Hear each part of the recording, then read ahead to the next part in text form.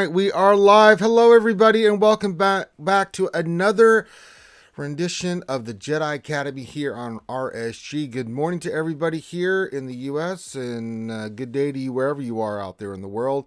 And welcome to the show where we do nothing but answer your questions about Star Wars Galaxy of Heroes, as we have for many, many years now. It's the only Q&A show for Star Wars Galaxy of Heroes committed totally just to answering your questions, and it's a pretty simple format. All you need to do if you have a question that you want to pose to myself and the panel whenever they decide to wake up and join me is pop your question into the chat. Make sure you put the word question in front of your actual question statement. The reason being is I use Nightbot as a filtering tool, and I have to have a filtering word to make it simple so I can scope up your questions, and of course that word is question. So if you have a question you want to pose to myself or anybody on the panel, as I said, when they wake up and get their coffee, then we will rock and roll and scoop up your questions, and we will get you squared away. We go for about 2 hours, and we cover the latest and greatest of Star Wars Galaxy Heroes, and then answer your questions about it. There's been a ton of stuff this past week, so I'm sure there's plenty of questions that you guys have that you guys want to pose and dictate. So that being said, I hope everyone's having a great Saturday. I hope everyone's enjoying their weekend during this holiday festive season. You guys know who I am. I am Ranger J 1999, and that's pretty much what it is. I hope everyone's having a good day. You see people are slowly getting in the chat, and we are rocking and rolling, and it looks like one of the panelists is slowly creeping in. It looks like little Goblin Penis. Hey! I think he is. Well, it says he's connecting to audio, so eventually Gom will get on here if he learns how his mic works. But now we know last week when he did the charity stuff that he did somehow destroy one of his cameras. I don't know if he destroyed his mic in the process as well, but I don't think that's the case because I've seen him doing streams this week. So that's not possible. Gom, are you there? Well, eventually Gom will talk.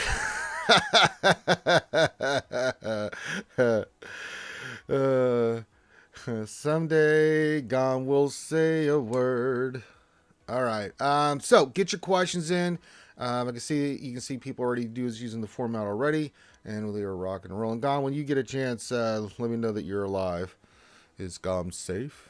Is he alive? And we will rock and roll. So far we got Gom. I'm sure others will pop in, as I said. Here early on the Jedi Academy. We're here in the US, we drink coffee and go, wow, oh my God, why are we up so early? All right, so get your questions in. Glad to see everybody in chat. Long week, as I said, in Star Wars Galaxy Heroes. We had the kit reveals of both Mara Jade and of Starkiller. We also had the changeover to GAC this past Wednesday. So I'm sure you guys have a lot of questions. If you guys haven't checked it out, I did a video yesterday with Thang, giving our opinion. Again, it's just our opinion from our experience of what we think is the new route that you guys should go for, especially if you have not done any Galactic Legends, on what we think the Galactic Legend order should be. You might surprise you in what we think you should work on and why you should work on it, but we put a lot of thought into that in why we think you should get the characters that you should.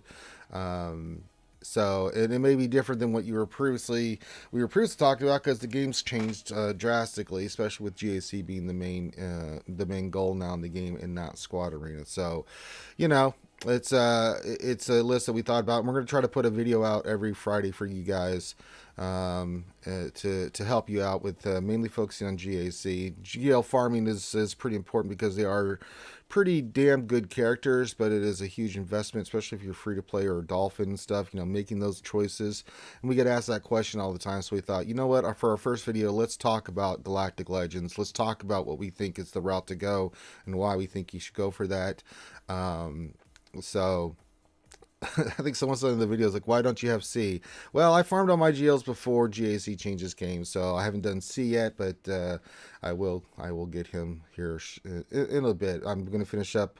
My goal is to finish up the characters that I have, get into finishing Starkiller, and then I will rock and roll with C. So there you go. All right. The other thing, we got the kits for Starkiller and Mara Jade. That was the thing.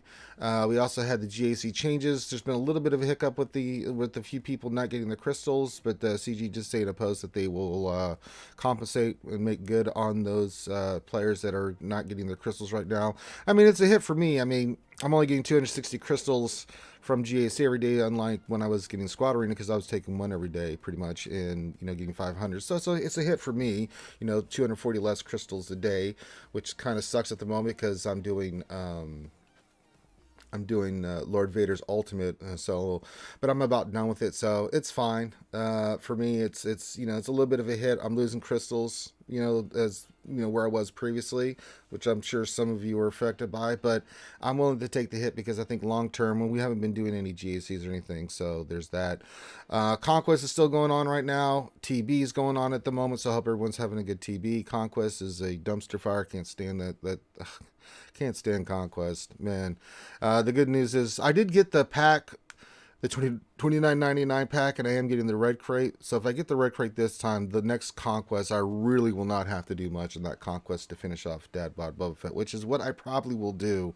I'll get to a certain crate and be like, yep, I'm out. Totally done. I'm done. Tap, I'm out. Yeah, so yeah. Dom, are you there? Are you drinking moonshine? What are you doing?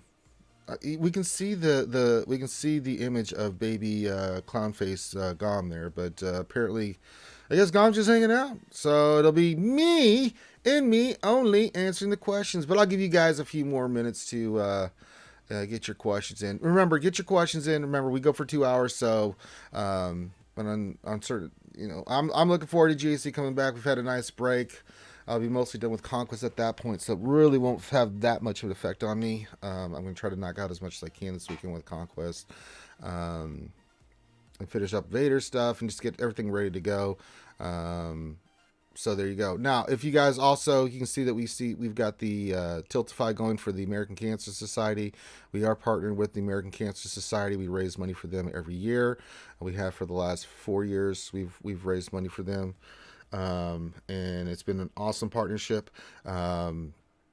We've raised money for a lot of charities, but we're mainly partnered with the American Cancer Society. So if you'd like to donate to that and fight the fighting cancer, $5, $1, whatever you can afford, it really does make a difference. So if you'd like to hit the link, it's in the chat. Just go there to the Tiltify. You can donate and have some fun. There's some goals and targets, fun targets you can donate towards and stuff like that you can have fun with.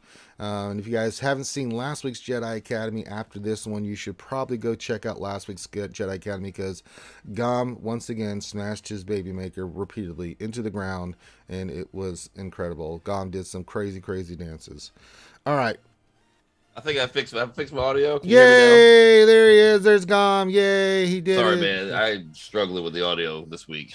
Really? Every time. I don't know what's going on. Every time I turn the computer on, it just changes its mind on what it wants to use. It's just, I don't know. Well, ever since you broke the camera, it's been downhill from there, Gom. Basically, I think it might be the new camera. Maybe the new camera is giving it's got a maybe it is. It could be, because sometimes the audio will try to go to it's all kinds of, it could be all kinds of stuff. When you're a streamer, these are the things you have to deal with. So, Gom, how are you a week after the yearly dance off? How are you feeling? Not too bad. Like I told, like the parts that hurt the most, I hurt myself the absolute most, is when I dove towards the camera on all the single ladies.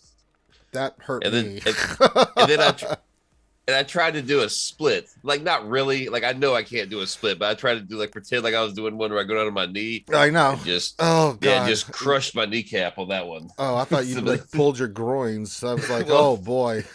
I pulled my groin in the first dance. Let's be real. Let's just be real. You guys need to go back and watch that. It was absolutely brilliant. And don't worry, we are going to have another special viewing of the Gom dance, because eventually we were going to have Jenna and all the ACS folks there, and we're going to replay it for them so that they can make their own score on that. So, Cubs fan Han is in the chat. This question: why is Ranger? Well, it's a philosophical, deep thought process there. Cubs, you want to come join us? You're always welcome, buddy. I know you're usually busy. I'm surprised you're up this early, Cubs. It's like, what, 6, 7 o'clock his time there? He's up in them up in the mountains of wherever they are in the western United States there, boy. Let's just message me, brother. You're more than welcome to hang out. All content creators are welcome to join the Jedi Academy. All right, that being said, Gom, boy, what a week. Yeah, man. Yeah, you guys had the exclusive with Mary Jade. Cubs had the exclusive kit reveal and stuff for Starkiller. We also had the GAC changes come in and stuff. So yeah. So give me a second here, Gum. I'm going to actually send the Zoom here to Cubs. So uno momento. Well, I mean, we always talk about what's on our mind first thing this week. What are your thoughts for this week in Star Wars Galaxy of Heroes? I think it's going to be a week of conquest and setting up my roster. Yeah. I got a stream later today. We'll open a few Mar packs. Hope to get her to 5-star and just kind of wait on the weekly shipments and the other ways to basically purchase them. If that Starkiller event comes out in 6 days, there's no way. Like, there's zero chance. Like that, I'd have to spend with all the gear and stuff too. That would cost me like $2,000. I've been prostituting myself, trying to get it. I mean, beg, borrow, steal, whatever I need to do. But being realistic, if I can get there, of course I will get there. But I mean.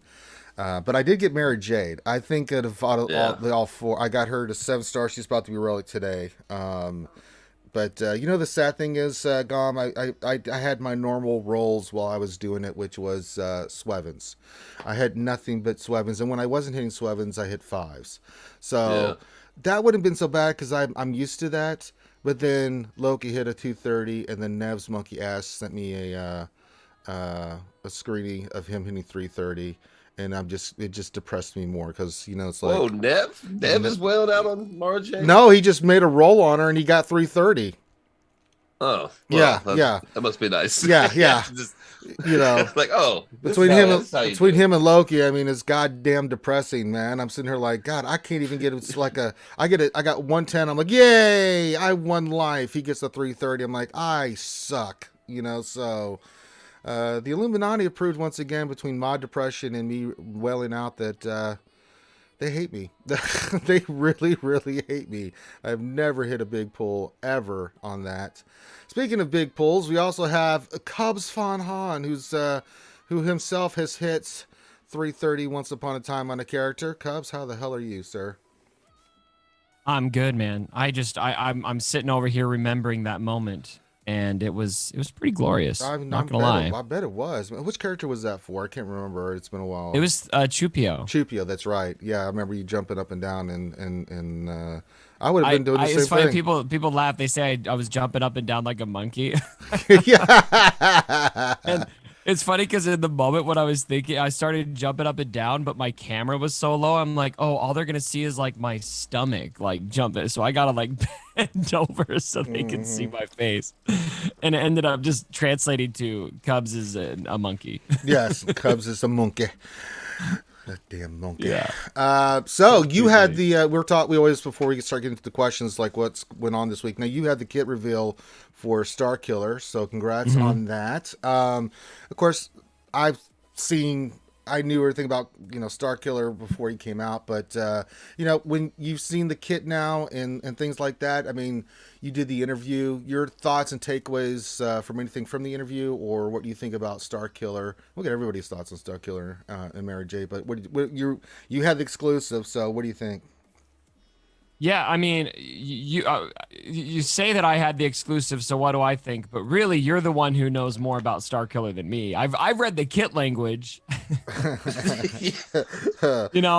and I like what I see. Let's see here. I'm gonna try to get my camera up there for you guys. It's fine if you can. You can. I gotta start the virtual camera. There we go. There's look at that. We're not doing any lights today. All right. No, it's too early in the morning for that. Too Trust early me, for that crap. I have the lights on. I'm just in here like, God, let me get some more coffee. Maybe I'll add some bourbon to this. Oh coffee. wow! Wow, we got shirtless Gom poking his face in for Oh a second. yeah. If we don't get nude shots on the Jedi Academy of Gom, who forgets he's like we're live. He does that all the time. Where we No, I get... did that one on Oh, purpose. yeah. So okay, that was on purpose. Okay, you Yeah, streaked us. that was on Okay. purpose. Do I need to undress? No, you're cool. No, No, just- it's a Southern thing, man. So It's yeah. just, No, it's. I wake up at 9:58 and oh shit, the Jedi Academy's in 2 minutes. Oh God. But no, I your think initial he looks thoughts. good. I actually I'm intrigued a little bit by the leak that came out because it looked like a lot of the stuff on the leak was accurate, right? But I just cannot see Some of how it, yeah. they were possibly right about Starkiller being underwhelming. Like I Yeah. don't see that. It does not look underwhelming. No, it is not underwhelming. Starkiller is gross. I was kind of teasing Morton them on their stream in the chat the other day. Like, how good is Starkiller? Like, no, he's pretty sick. He's really good. I mean, it's one of those. I mean, Starkiller is Starkiller, and there's multiple ways that you can use him in different teams and stuff, right? And obviously the ones people have been talking about is with Lord Vader, but there's another team that I'm kind of waiting to see for sure. Me and Thane are kind of doing some stuff with that before we say, yeah, really, this is the team that we think you should use with Starkiller. But Give us a preview. well, Tell it's us going what's to on be. your mind. Well, I won't give you the other. Well, it's Palpatine Just lead say with Palpatine lead with Mara Jade with Starkiller, and then we're trying to figure out who we want as the tank. We're thinking maybe Kenobi. Getting him with all the pieces, so he gives all those bonuses and stuff, and you can do. Yeah. I mean, the glorious bring down the Star Destroyer on people's heads. Dude, that because- animation is dumb. Yeah, it's so. He's good. a GL, man. Like I think it's funny they didn't make him a GL. It's probably, I mean, assuming he translates Yeah, that way, he might be the best value character in the game. yeah. I mean, Honestly, free to play. like GL value for only 4 characters. Yeah, if you base it off that, yeah, he is by far the best value. But I mean, if you want him right off the bat, the price point is ridiculous. We were just Well, talking off about the that. bat, yeah, but if you slow grind it and if you're patient, it would be the best value in the game. But Yeah. I was doing the math. It'd be like at least $2,000 Yeah, to get him day one. yeah, absolutely. But yeah, we're thinking Mary Jade with Pop lead, Mary Jade, Kenobi, and Starkiller, and we're kind of it's the fifth. We're kind of going back and forth on like who we want in there, but that's the team that we're kind of looking at. Now I did get Mara Jade; she will be relic today, but the other characters, Christ, I mean, as I said, I've been prostituting myself trying to get the funds for this one. Like, oh wow, Yeah. but no, I think he's really really good. Gom, your thoughts on Starkiller? Well, I think my thoughts on Starkiller are going to be dependent on how much damage he actually does. Like if he does significant amounts of damage, then I'm gonna love him. But if his damage is a little, if it's underwhelming, I'm not sure how I'm going to use him because these dudes, like you mentioned, Palpatine and Mara together. Like you don't if he doesn't have damage, like I don't know. I don't know. Well, the way for Starkiller, his damage is solid, but it's really his abilities that make him ridiculous, right? And getting him to his Force Unleashed is when he just goes bananas. It's kind of like Lord Vader, I mean, Lord Vader starts swinging, and you're like, okay, a good shot, but I'm not over the moon about it. But then those stacks start going up, and then once he gets like an ultimate, once he gets his ultimate, you're in big trouble. And you see the ability to stack that quickly. You get 25 here, and he calls and assists a lot. So it's with you use certain characters. So if you can get him to his Force Unleashed, then you're toast. But you're in big trouble. Well, I think it's awesome they gave a non-GL an ultimate. I could see them this kind of going down the path. Maybe they kind of redo legendary characters a little bit. Excuse me, it's a granted ability.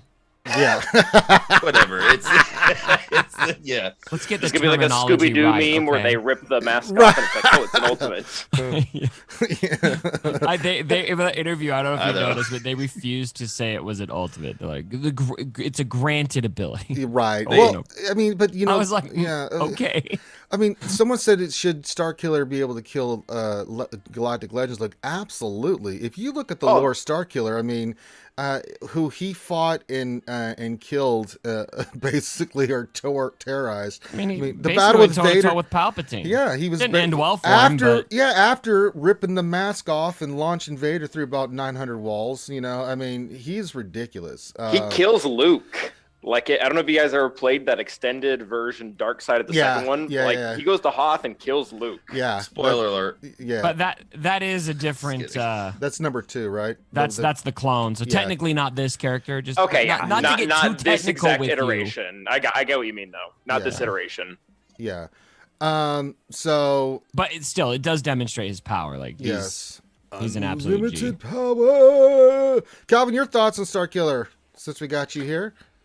I think he looks good morning as well. Good to see you guys. Hello. He looks really good.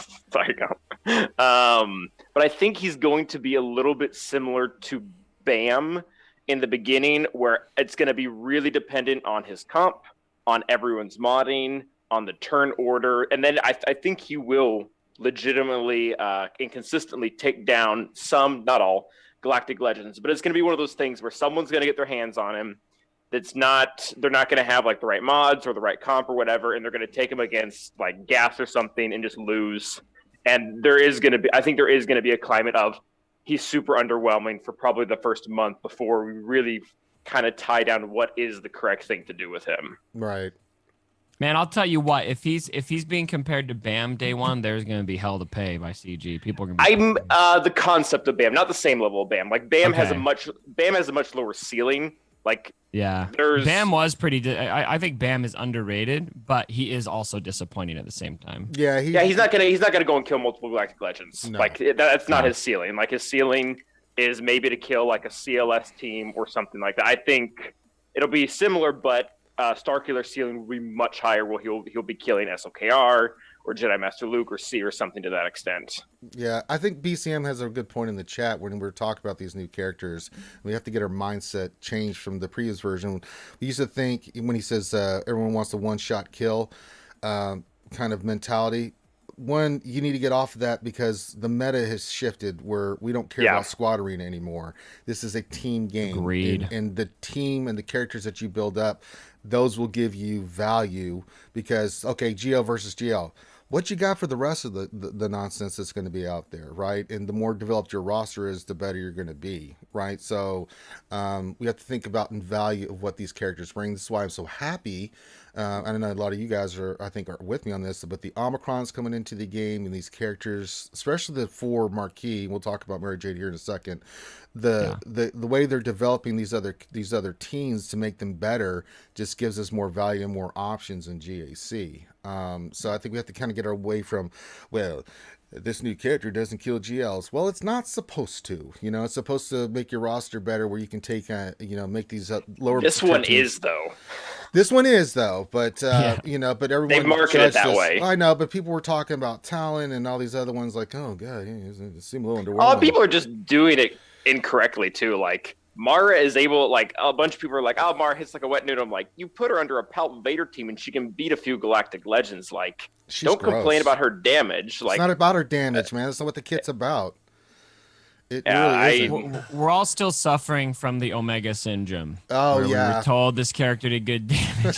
Oh god, what a horror! Oh god. Well, they nerfed her before they even released her. Like they said that they were like, she was doing too much. Yeah, a little too much. They literally said that too. Well, yeah, Gom. They said something. You now. Let me introduce Loki. Sir Loki, the sexy Buddhist here. Are you alive, Loki? Are you safe, Loki? I'm good, guys. Thanks for asking. Sound okay? Say something again. Something again. Turn your volume up a little bit. A lot of it. A lot of it. A lot of it. Let's try it again. What's that?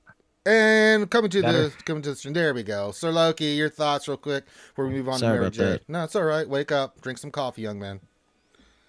No, I'm sorry. What was the question? We're talking about Starkiller. How's Starkiller?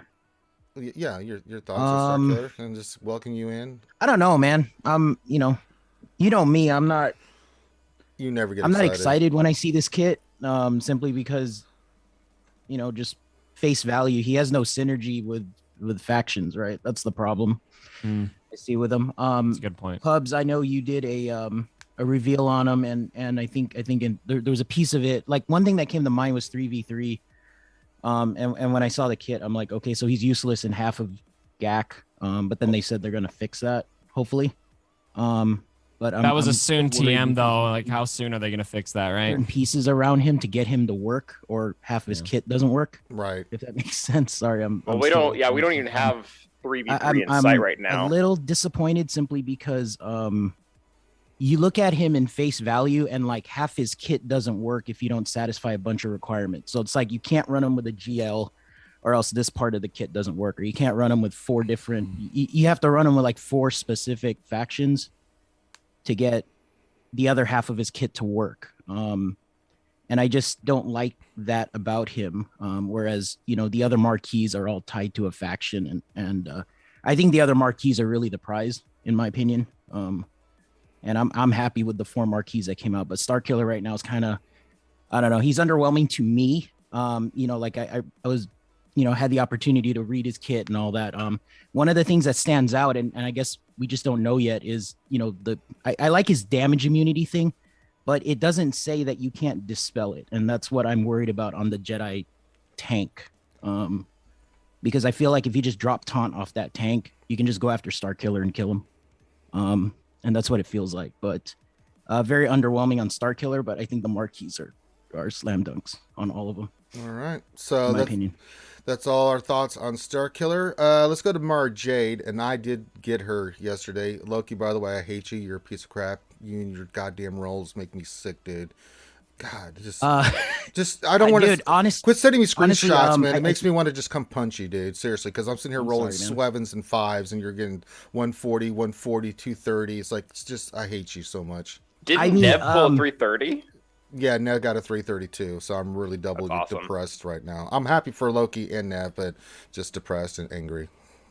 Yeah, it's crazy, man. Like, goddamn I guess conspiracy. with starting with Dash, the roles for me, because I'm a whale, right? So I love to gamble, man. You know that. Oh, and, I know. I will buy the pack. I wanted to at least 5-star all the marquees to get the Omicrons, right? Like that was my goal. But when you pull a 145 or a 230, it's kind of like, okay, I might as well just go all the way because I just did it. And I don't know, the rolls just seem pretty good. And several of my guildmates got the 330. And the funny thing is the 230 has less odds of rolling. If you look at the stats table. Yeah, that's why I hate you more. Yeah, it's crazy, right? Yeah. But going back to Mara Jade, dude, she's just utterly amazing. I think she's super flexible.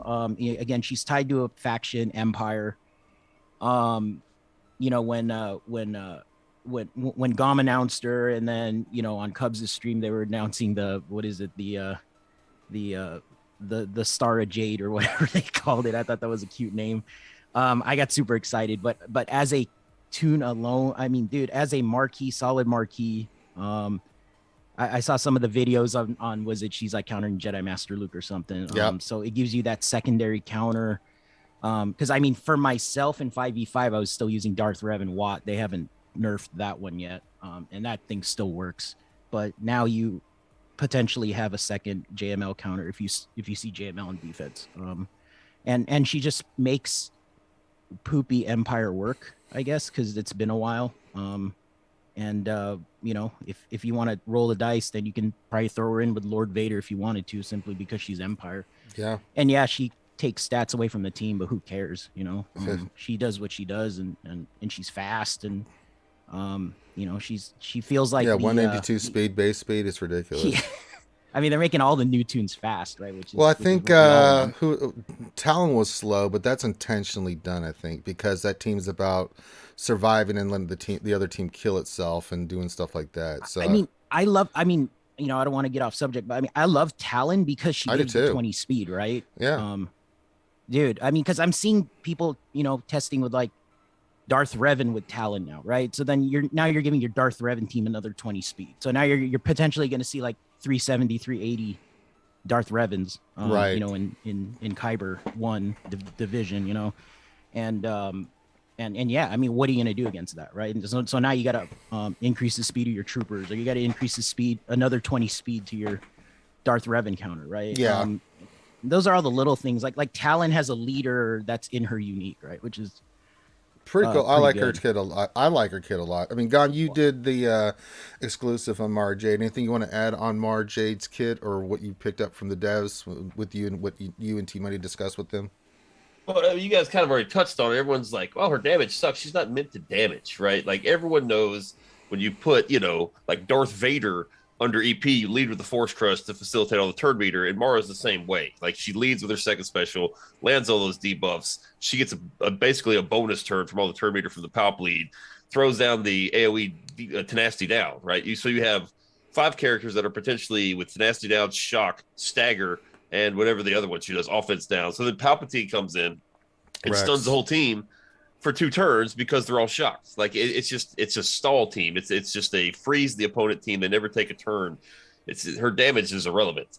You have other characters that can do damage, and I think it's cool because we were all kind of forced to do like Director Krennic, and some of these other, inferior, like TIE Fighter Pilot, maybe some of these other Empire characters you could throw in there. TIE Fighter Pilot does good damage. If you need damage, you can throw him in this team.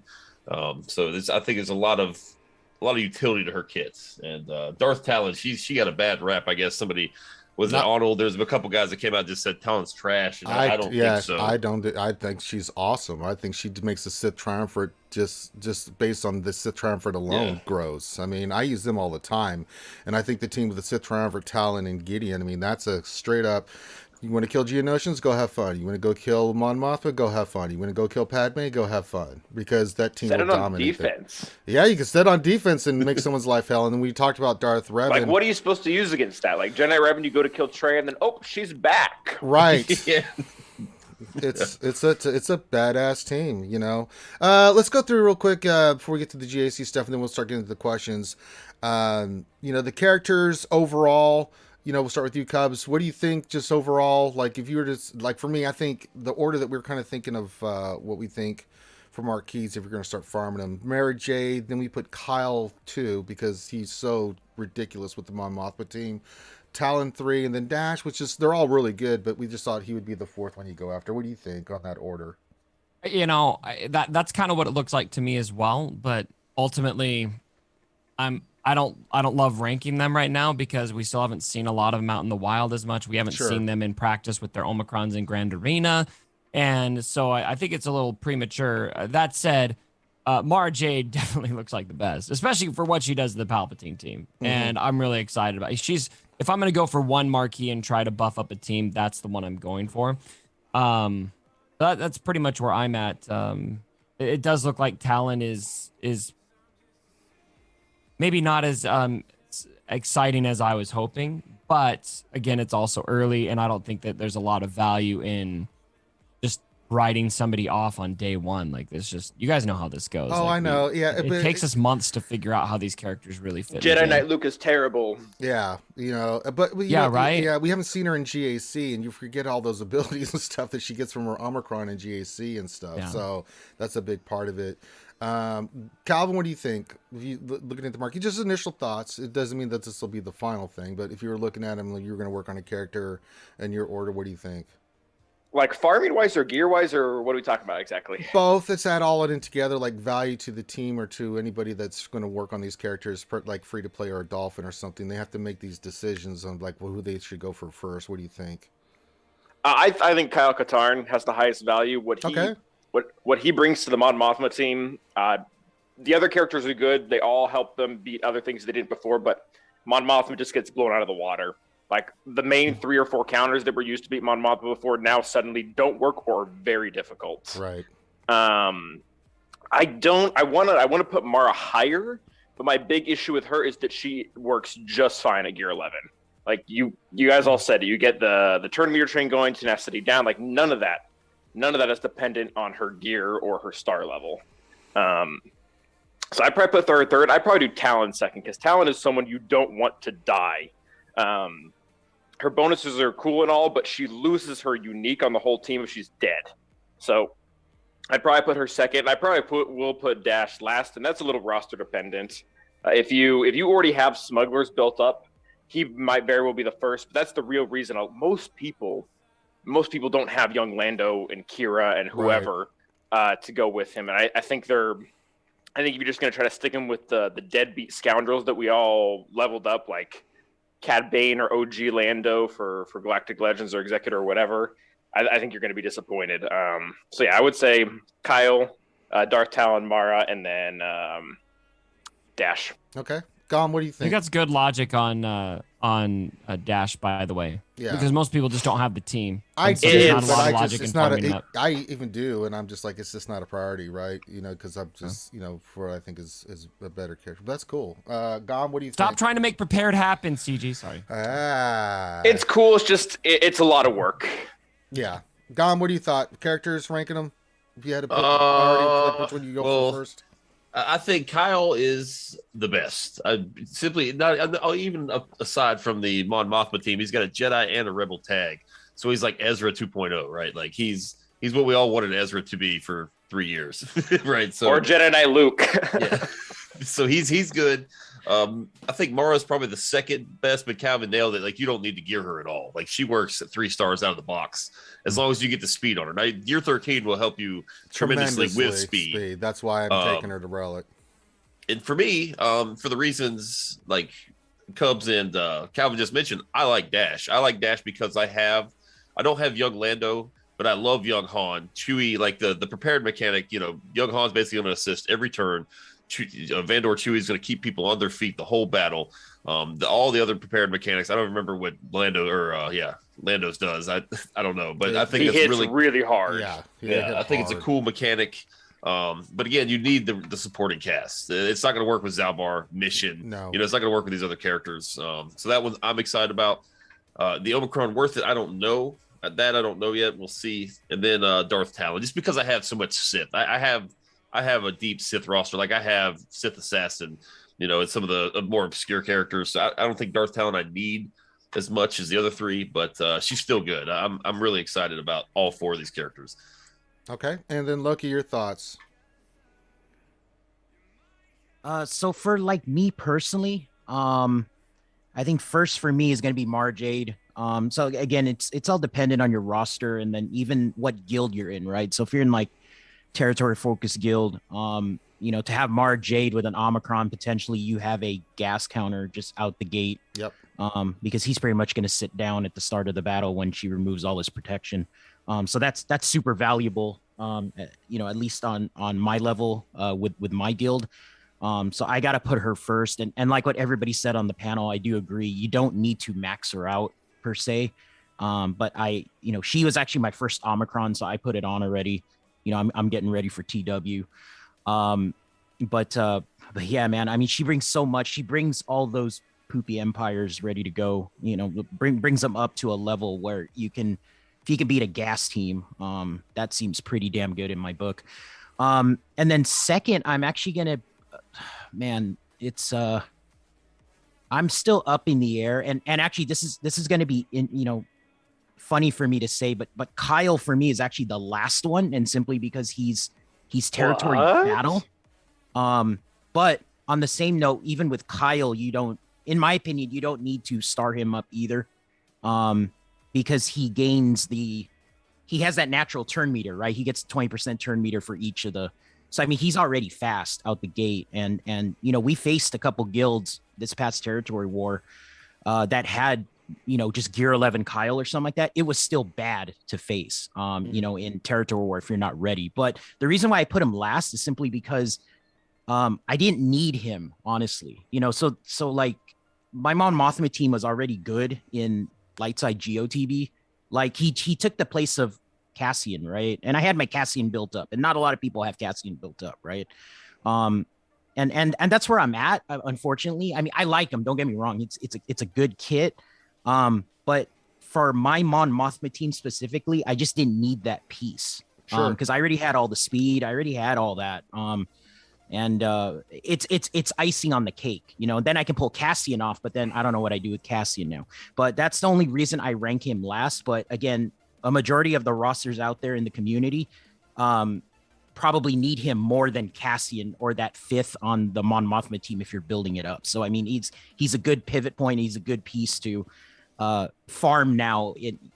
Except for that, when he wasn't available, that's all we had was like Cassian. That's all we had, right? As the 5th or something. But going back to the ranking, at least, again, I'm basing this off my roster, my guild and all that stuff and kind of our direction in the game. But I'm going to rank, so it's Mara first.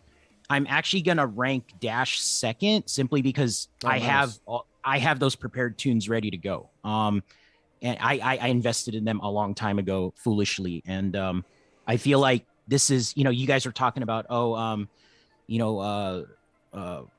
what is it? Prepared. Like Dash now is now the upgraded Kira, right? It's and Gom said it that Kyle is the upgraded Ezra, right? But I feel like now you can run Dash instead of Kira, and you can save Kira Nest, right? I think Kira Nest is still going to be viable somewhere in GAC. But now you have Dash, the prepared brothers and whatever, ready to go on deck. So I put him second, and then Talon for me is third, simply because she could potentially make a Sith team, the Sith trio viable. But I also like her with Darth Revan too, because I have a super fast Darth Revan, and to add another 20 speed on top of them and all the other Sith around it, that's just another edge, right? To trick up your opponent in GAC and territory war and all that. So I agree. And again, that's just my opinion. Kyle's phenomenal. Don't get me wrong. But for my usefulness, I rank them like that, and again, rosters are different. And I think a majority will go for Kyle first or Mara or something like that. So, all right. Okay. And then we got to the changes at GAC this week as well. Anybody had any problems with crystals? I'm taking a hit. I talked about it before. Yeah. You're having problems with crystals, Cubs? You haven't got them?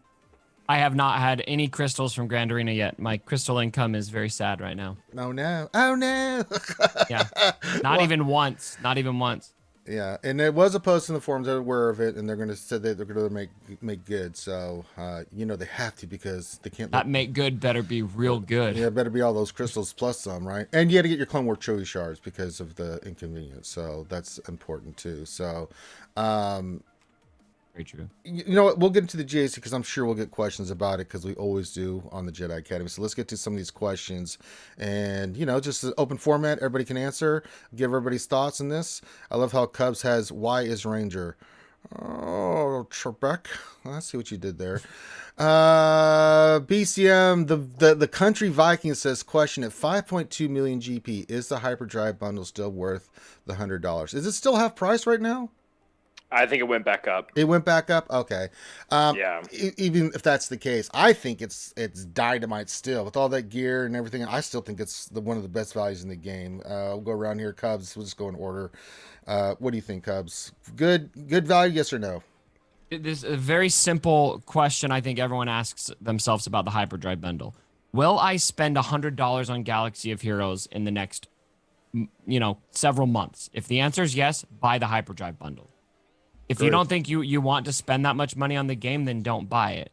But it is the best value for $100 I think you can get in the game. Okay. Even at 5 million GP. All right. So Gob, the question is, he's at 5.2. He's million GP. Should he get the hyperdrive bundle? Do you think it's worth it?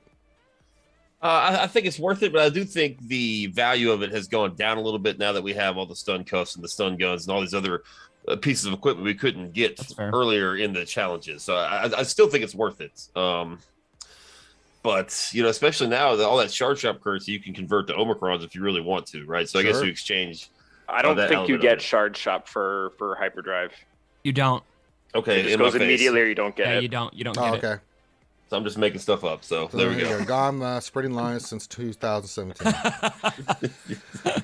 All right, Calvin, what do you think? Yay or nay? I pretty much agree with Cubs. Like, if you're going to spend $100, spend it on this. If you're not, then whatever. This guy's 5.2, so he still perfectly fits it. But the only exception to that would be like if you're, and this probably doesn't even exist, but if you're like a 9 million account or something like that, like that gear is probably going to be very minimal. You just need relic salvage at that point, which I guess that's kind of in there too. But yeah, pretty much what Cup said. All right. Any thoughts on this, Sir Loki, before we get to the next question? No, I agree with the panel. Okay. I think at that sweet spot, that 5 mil or whatever is probably it's worth it. There you go. What else? 73. Next question. What's going on, buddy? Says if they mirror the current Starkiller event to bring us the light side Starkiller and Mara Jade, what would be the other 3 characters as marquee we could get with that event? I'll read it again. If they mirror the current Starkiller event to bring us the light side Starkiller and Mara Jade, what would be the other 3 characters as marquee as we could get for the event? Well, if you follow the lore, both Mara Jade and Kyle both become Jedi Masters. Dash is still Dash. Talon kind of takes over. I'm not going to spoil the story in that too much, but they could up those characters specifically up where they can come up with new characters. Gom, what do you think? Do you think that they would, for like a light side Starkiller, they would take the current characters, which they could probably do separately, and then bring 4 new ones in, which makes more sense financially if I'm thinking about it? Or do you think they just up the new characters are just those characters, and then just get a new version, like we get like 6 Hans and 12 Chewies and all that other good stuff?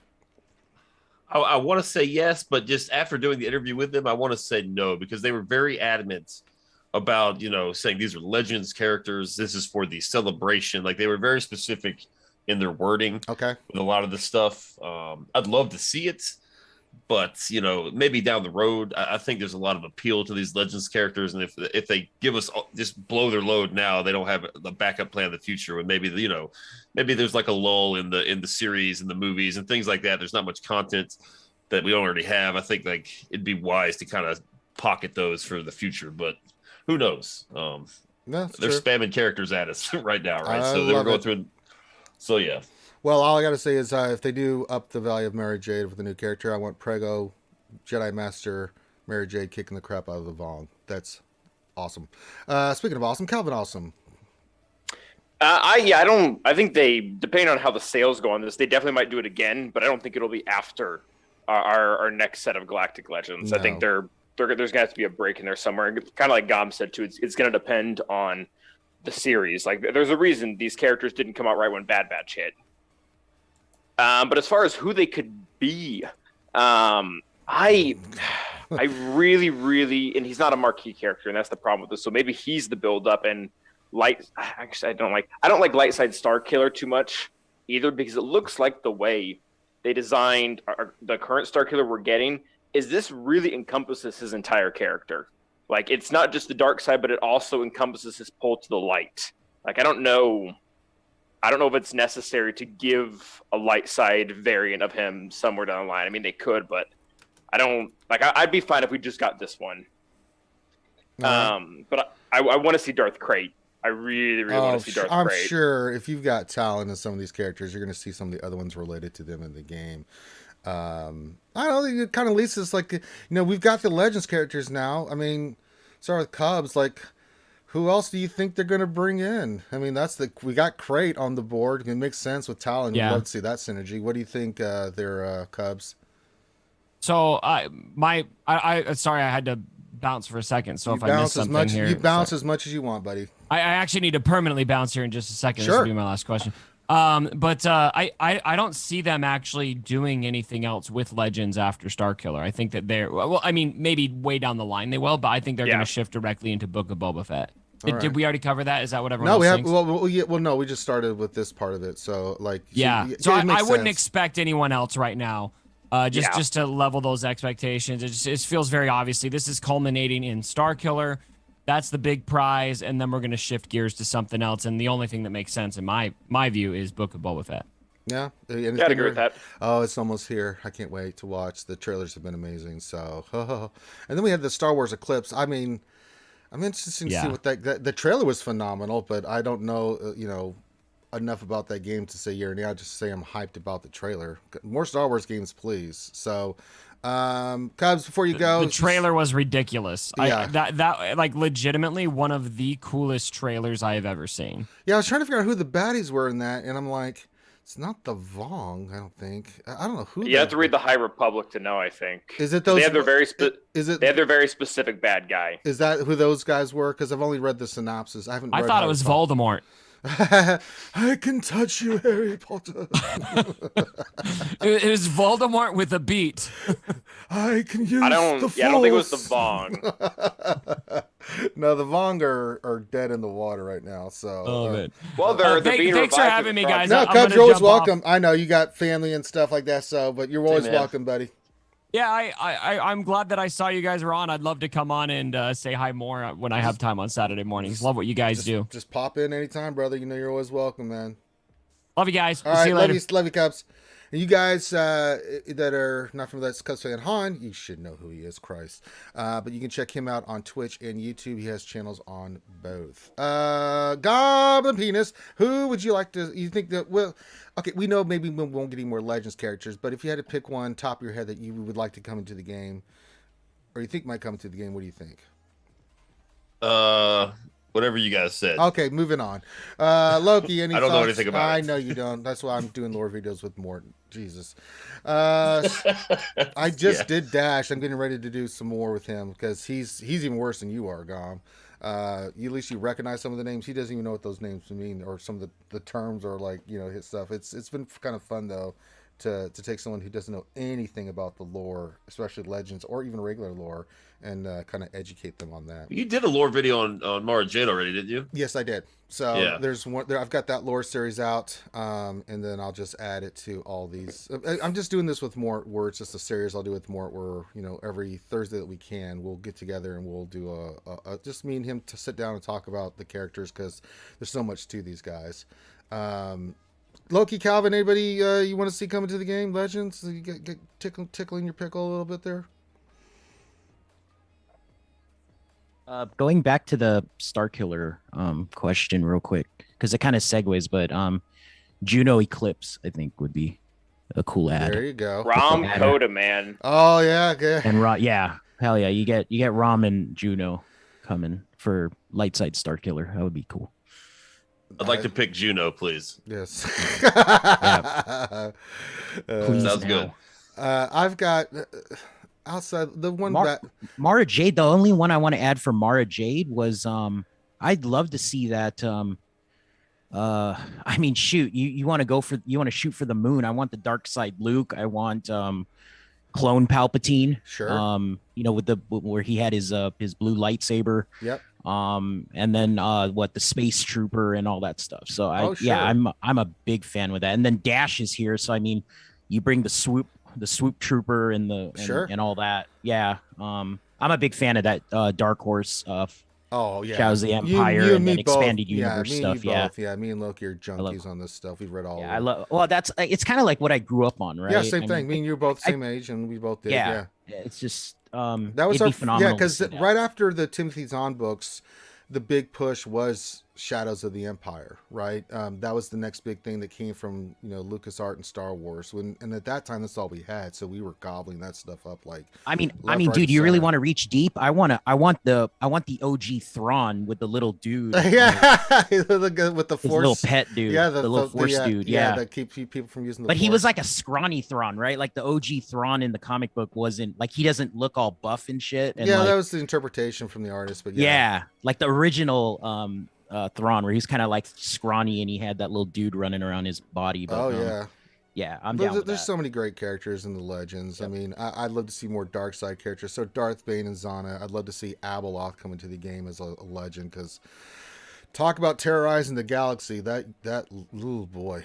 Okay, let's get to some more questions here. Let's see here. What else? Let's see. We did that one. Well, Cubs is no longer here. What else? 73. You're gonna have to message him. It says, did Cubs pole dance into his camera like Gom too? No, I don't think he did.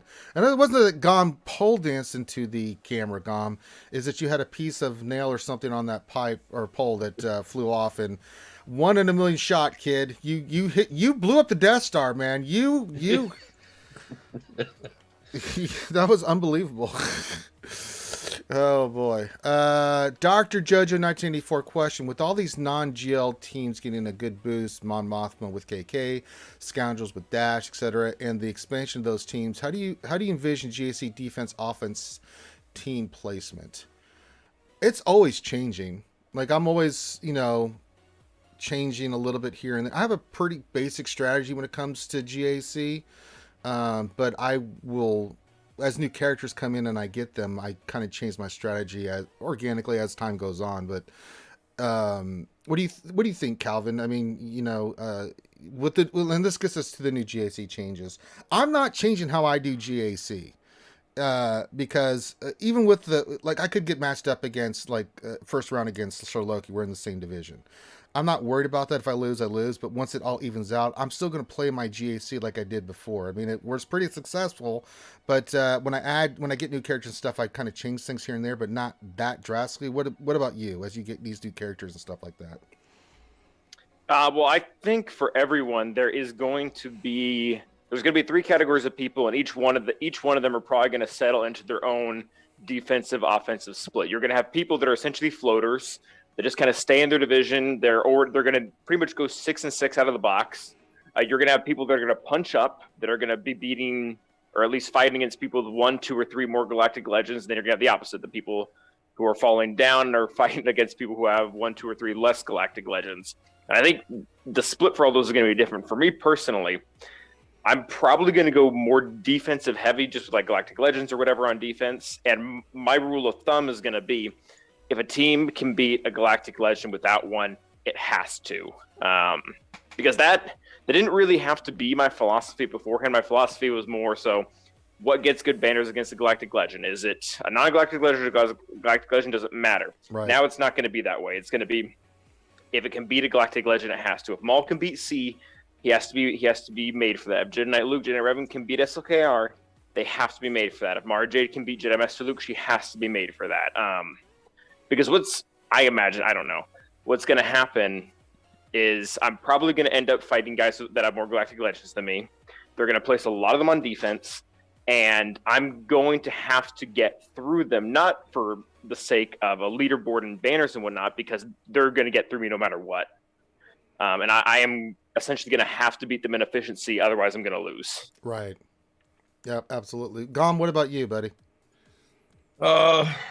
I think for the vast majority of people, we're talking about the new characters, how you're going to use them in rendering. Yeah, right? how does that affect you in GAC? I mean, you're going to change over time with how your strategies play out and stuff. But I mean, most times though, you've got most of these teams encounters are still the same teams encounters. You may get a new character that may change. Like, for me with Mara Jade, it's like, well, okay, I know what I'm going to use that on. And like, if I can use that against Gas, for instance, I'm just throwing the team out there. Then I don't have to use my CLS now that I could typically use against Gas. I can move that team on offense to another person. But those are like small little increments that I change. But, at your level where you're at with GAC, when you get these new characters, does it drastically shift what you do on GAC? Because you're still more of a defensive player than most, right? You still play hard on defense and just try to clear what you can, right? Oh, yeah, I still will. I just think it's being interesting because apart from Conquest, we don't really have anywhere to test these new characters right now. So we'll have to actually physically see them in action. I think the vast majority of people will just put them kind of on defense, like a dash prepare,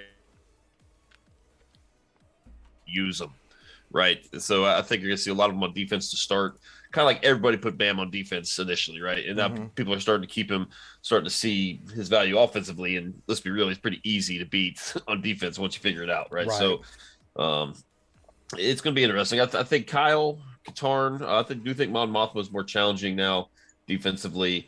So you can see a little bit more of Mon Mothma, but I do think Mara Jade is best suited for offense. It's just me.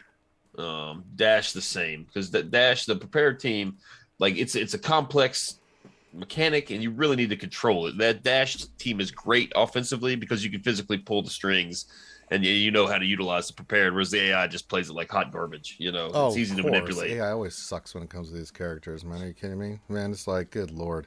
But then they have that one shiny moment where the AI decides that they're going to dodge everything and you're just like, okay, I can't seem to kill this TIE fighter pilot.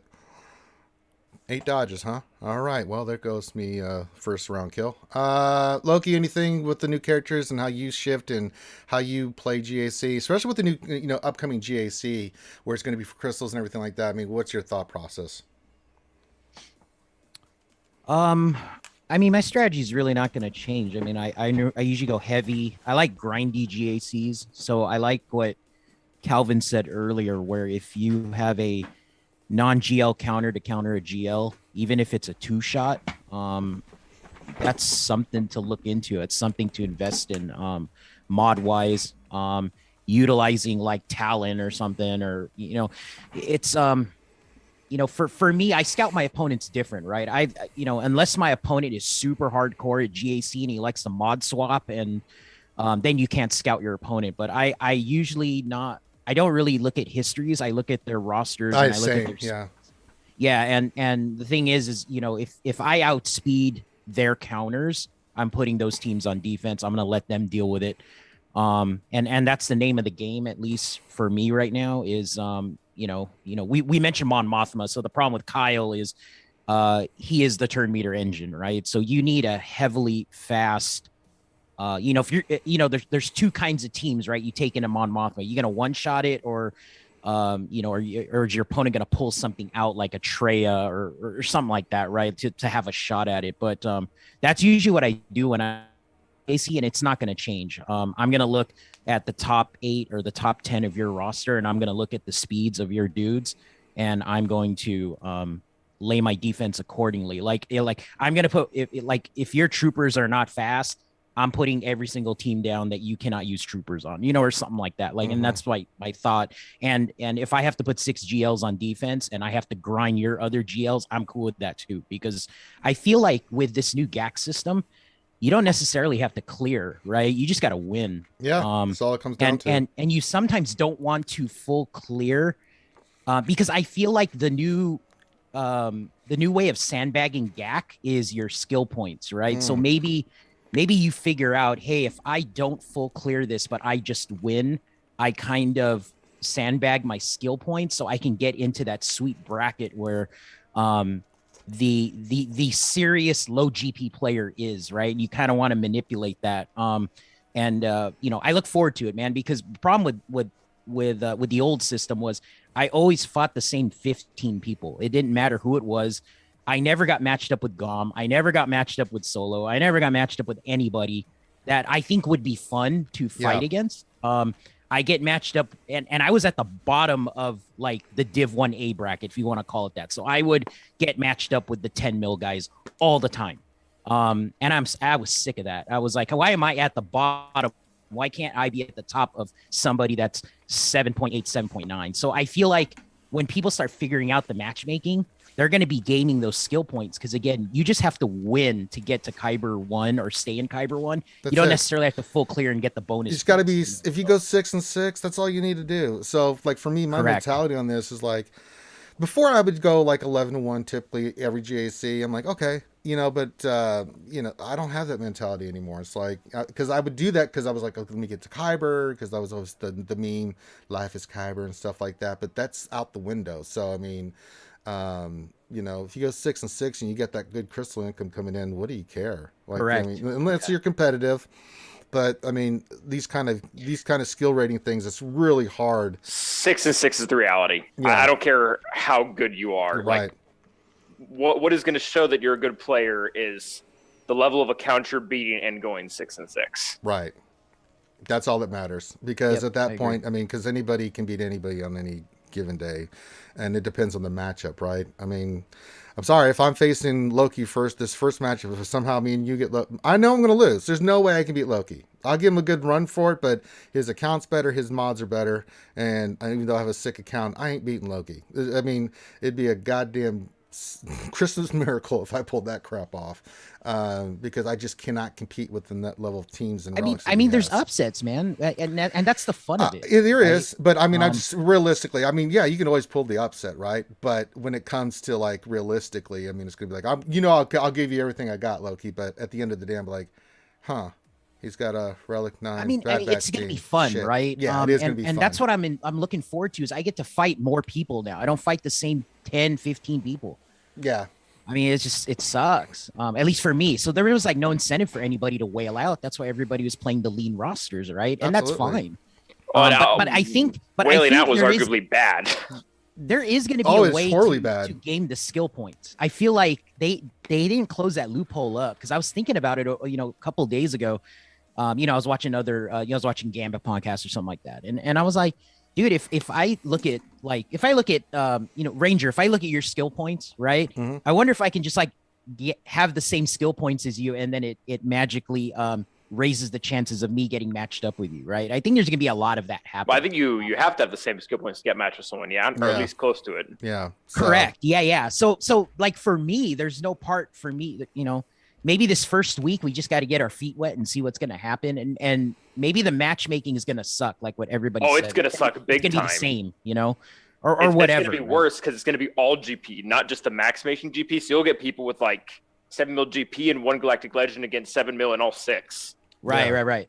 Yeah. Yeah. So, yeah. But I think that's why CG's doing that too, is with those Omicrons and stuff like that, is to give it's to be able to force the upsets, right? Which is exciting to see. It's fun, Yeah, and as I said, you're gonna have to change your mentality. Like, and I always in GAC, especially the last couple GACs, I was always out GL. But the reason I won all those GAC matches is because I was more GAC focused. So I had they'd have 1 or 2 more GLs, but they didn't come close to the other teams that I had with my roster, right, with the mods and the teams that I was dropping down.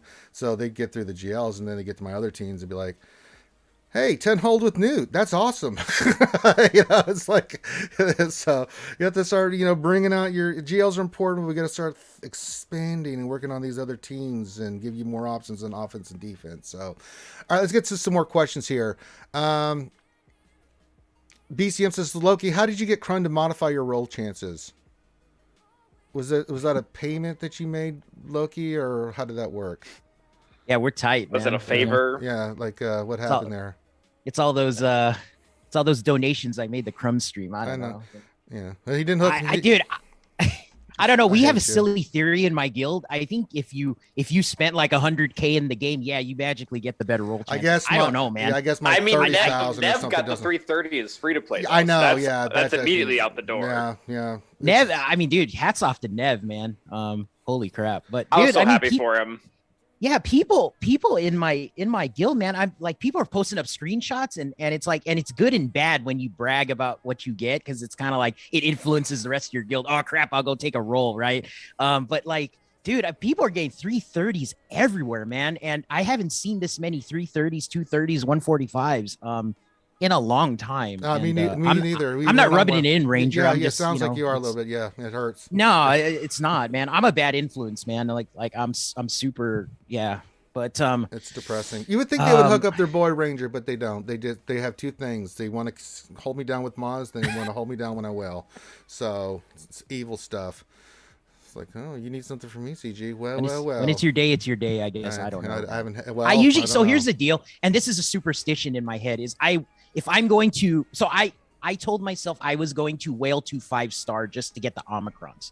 And if I don't get the big roll within 5-star, then I'm going to wait. That's what I was going to do. And I got super lucky. But I have this theory that when the event starts, I think all the good rolls are like right as the event starts. And then I think CG kind of dials. They got this big dial, and I always tease Crumb on this, like this rotary dial, and they turn back the RNG, right? Or some shit Well, like that. I did it right when the event launched, and I got hosed. So that No, I theory's out. like, dude, literally, I didn't even buy the pack. I didn't even buy the $20 pack. I didn't even start the event. Same. And I got the big pack roll. Yeah. I didn't start the event. I went straight for the whale crystals. That's what I did. That's my problem. I did the event first, so maybe we'll try that. I next did not do time. the event. It sounds stupid, but I did not do the event. I Yeah. usually go for the big roll first. If I get a 230, then I start the event. You know what I'm saying? Because you're guaranteed those shards out of the event, but you might as well try to whale for it in the beginning, because then you backfill the 230, the 145, right? With the shards you're going to get already, because you don't want to do the event and buy the pack and then. Oh get yeah, the I waited 330. till I That's did dumb, I did the you know? marquee, but then I started doing the welly, and then I didn't buy the pack, and then I see your logic there. Look, that makes sense. it makes sense, but It's stupid whale gambling logic, right? I But know. it makes sense, It right? checks Like, out though. yeah, yeah, it you does don't make want sense. to collect the one. You don't want to get it to 4-star, because you have that chance of going 330, right? And that's my mentality. That's what we all. And you that's go what- that's how 330 I think. halfway through. Correct. Yeah. Yeah. Well, I don't know. let's move off this No, subject. it makes sense. Let's move off this Yeah. subject before I commit seppuku. Jeremy question: who is better, Mando, Maul, or 3-star Mary Jade using them in Grand Arena? Maul. Yeah, Maul's pretty gross. Maul's my favorite. I use him on defense. So we showed our GSC teams, and people were like, why do you have a ridiculously fast Maul? I'm like, well, he's going on defense, and he's going with the Mandos with a very fast armor. Guess who's the thing gets me a lot of holds, man. That team throws people off completely. I love Maul. I think he's awesome. I know he's a Conquest character, but goddamn, Gom, just share your thoughts. I love Maul. He's super versatile, right? Like if you're using him with your Lord Vader against Kenobi, he starts in stealth, right? But if you're using him against any other team, he starts the battle with frenzy, meaning any fast character you have. It doesn't matter if they're Mandalorian or not. Whoever goes first, Maul goes immediately second. And I think that's a really, really cool aspect to his kit. You can run him slow. I like to run him fast. I have mine super fast now because I'd like to use armor elsewhere, right? I'd like the option to use armor, and I need those speed mods that were on armor. Like I had armor running like 350, taking up one of my better speed sets, right? I could use that elsewhere now. So he beats everything.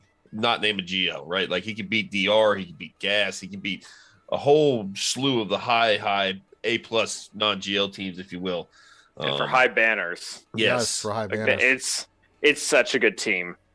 It's very, very good. And we learned in the speed gack, putting Maul behind Lord Vader really does not prevent the Kenobi team. No, that's why when we faced each other, you saw that Maul team in the north that I put down, and so that was a team that we were thinking about for a long time, and so I was like, oh yeah, we're putting the Maul team down, because that's the first thing I thought of.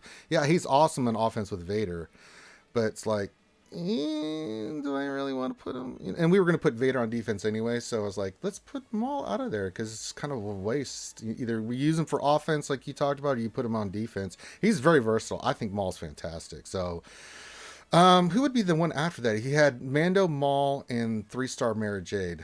Which Mando do we know? It's not saying Beskar Mando. Well, let's just say regular Mando, because he didn't clarify, so I don't know which one he means, but. I still go 3-star Mary Jade, man. It cannot be understated, her value to that Palpatine team. Boy, is she something else, man. Even at 3-star, she makes that team ridiculous now. Good Lord. But it's hard to argue with Mando because I love Disintegration. They're kind of on the same level because you need for even Mando at 3 stars, which I don't know if that's the case. He's there for his turn meter. Like you get the mass attack with Grief and Bosk, and you're just continually set your whole team in front of the enemy team. And Mara Jade kind of does the same type of deal. Yeah. With the tenacity down and getting an immediate. We talked about shock stagger, etc.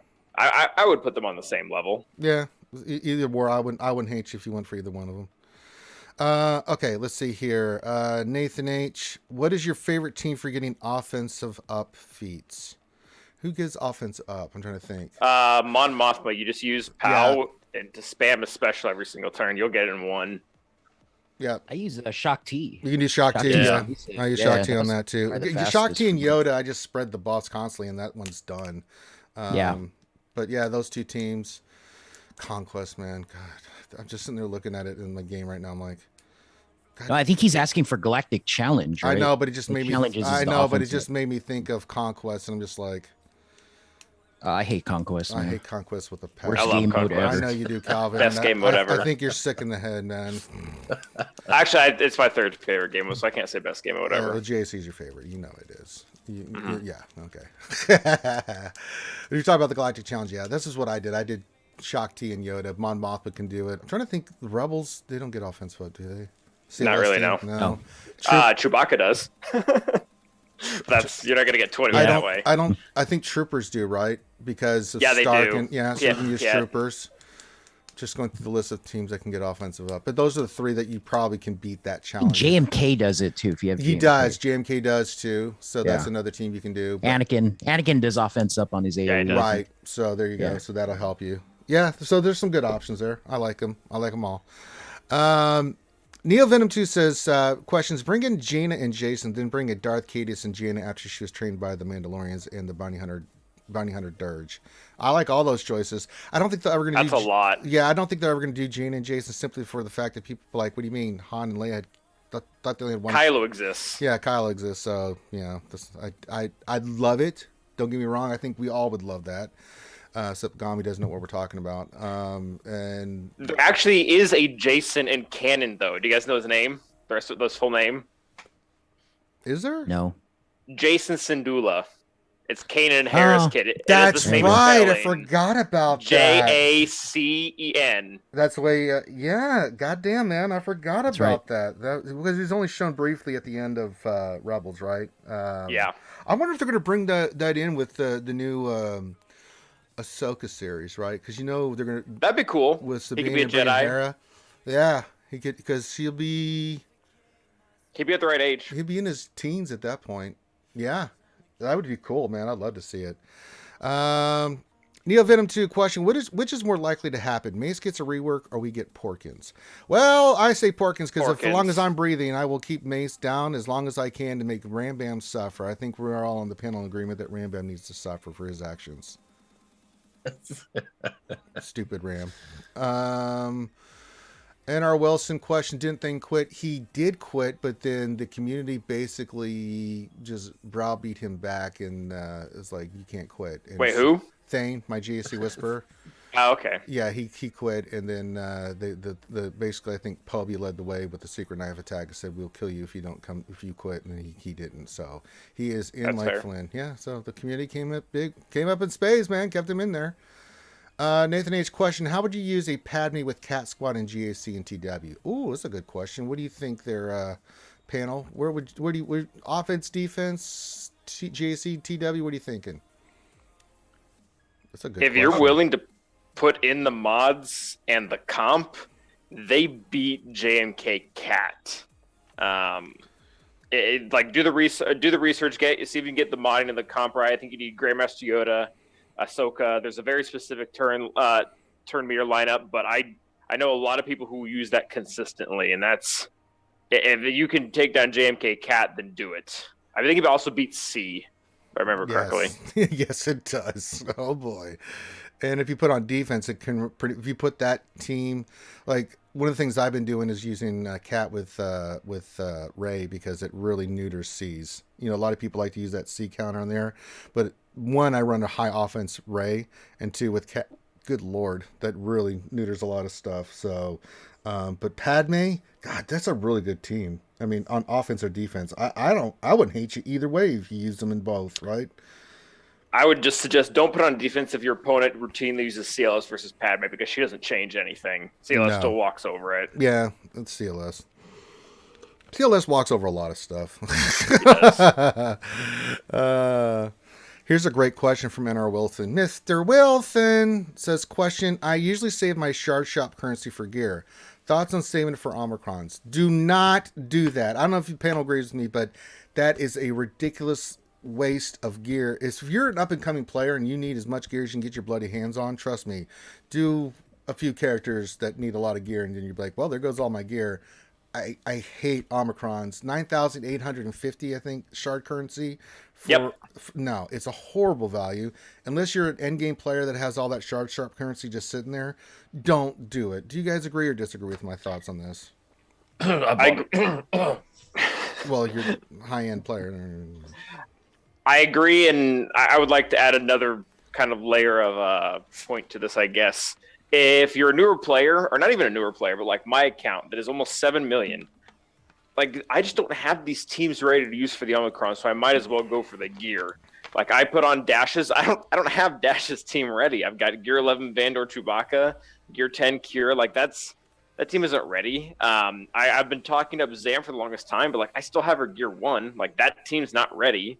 I don't have Rose. Like I don't think there's a big value in constantly blowing your shard shop currency to get Omicrons faster if you don't have the teams geared in the first place. So I agree with the other two. Like if you're very end game and that's pretty much what you're up against, then yeah, do it. If you're not, don't. Yeah. What do you think, Dom? I know you said you bought it, but I bought it, but it's a terrible. Well, I'm in a TW guild, right? Like Right. I don't want. I'm not going to buy the Omicron packs and stuff. So if the guild mandates, like we need to do A and B for TW, I want to be able to comply. You know what I mean? If that makes any sense. Sure. Because a lot of people are looking at these Omicrons and they're thinking gack, gack, gack, gack, gack. But if you're in a TW guild or a guild that is able to get, It sounds like an anime character. I mean, if you're in a guild that has access to the droid brains, you're gonna find out if you put all your Omicrons on GAT characters, your GLs are gonna start losing because you don't have the R9s, right? So you're gonna have to find a balance there. Excuse me, of your Omicron. So I purchased them. They're terrible value, absolutely terrible value. But me, I have just Galactic War, or what is it? Whatever that old game mode is. It Galactic War? Mm-hmm. Yeah, the green tokens. Yeah, I have a lot of the tokens built up from the arena and the green tokens and all this stuff that I can just spam in characters and get the shard shop currency that I need. I probably will not buy them that anymore. I'm down to like 10,000 shard shop currency, so I'll probably just hold on that. I have enough to do a couple and just wait and see. I'm tired of sitting on them though. I want to apply one. I'm getting antsy. So there you go. Loki, you probably buy them. Yeah, I don't need gear. Yeah, so there you go. All right, that answers I buy them all the time, and I will buy them over and over again. Cracking problems, yeah. It's good for me. Yeah, it's good for you. And okay for the rest of us. Ray Rock says, questions. Today is the annual Army Navy game. Ranger, do you follow the annual tradition? I do, but the game is mainly for the cadets. And by that, I mean that rivalry, whether it's Air Force versus Army or Navy or, any of that, right? I watch it. Of course, I root for Army, but I'm not invested in it like, say all the cadets that have attended West Point. I mean, that's the thing, right? Because that's the tradition that goes through the academies, not so much the actual services, right? Most of the services in the Navy or in the Army, we talk crap, but it's mainly just because of the service we're in, not because of the football game. So, but yeah, I mean, I have a little bit of ties to West Point. I did teach tactics out there and stuff, and but I'm not invested in the game like say like a cadet was. I mean, I have some friends that are West Point graduates, and that I still talk with, and I mean, that's a big deal for them. That's a big deal. So it depends on what level you were in the military. Ice House question: with having Dash, there's now 7 prepared characters. Is it possible to break them up into 2 teams? What would be the comps? No. You take the Dash team with the prepared folks, and then you go take your Nest and go have fun elsewhere. That's my thought. You guys think differently, but I don't think you can do 2 teams with this. I don't think you can. What you and Loki said with Kira Nest, that's best case scenario. Yeah, I just let's move on. I was trying to think of could it be possible? Nah, ain't fast, not fan. I mean, you could get a really, really bad team. Yeah, that's poopy. Gappy question: what extra team or teams are you guys working on to be ready for the new GAC? The one I'm doing right now. So I'll say what I'm working on. We'll go down here. I'm finishing up Mara Jade, Relic 5. She'll be ready for the Empire team. I'm finishing up my tanks for the Lord Vader because I'm about to have his ultimate done either today or tomorrow. And then I'm working on Fennec just to get her ready to go. But then I think the next team I'm going to be working on is Kyle and rounding up my Mon Mothma team. And then I'm going to do Treya with the Talon as I work towards Starkiller. So I'm going to get those teams up and running before I go and get Starkiller, because I got to farm the shards for these guys anyway, because the Ranger slush fund for Starkiller didn't work. So that's kind of my way. Calvin, what are you working on, and which teams are you getting ready for GAC? I'm trying to get Mara to Gear 11. I've already got her Zays on. Whether they're good or not, I don't really know. They are. But she's going to Gear 11 to kind of finalize that Empire team.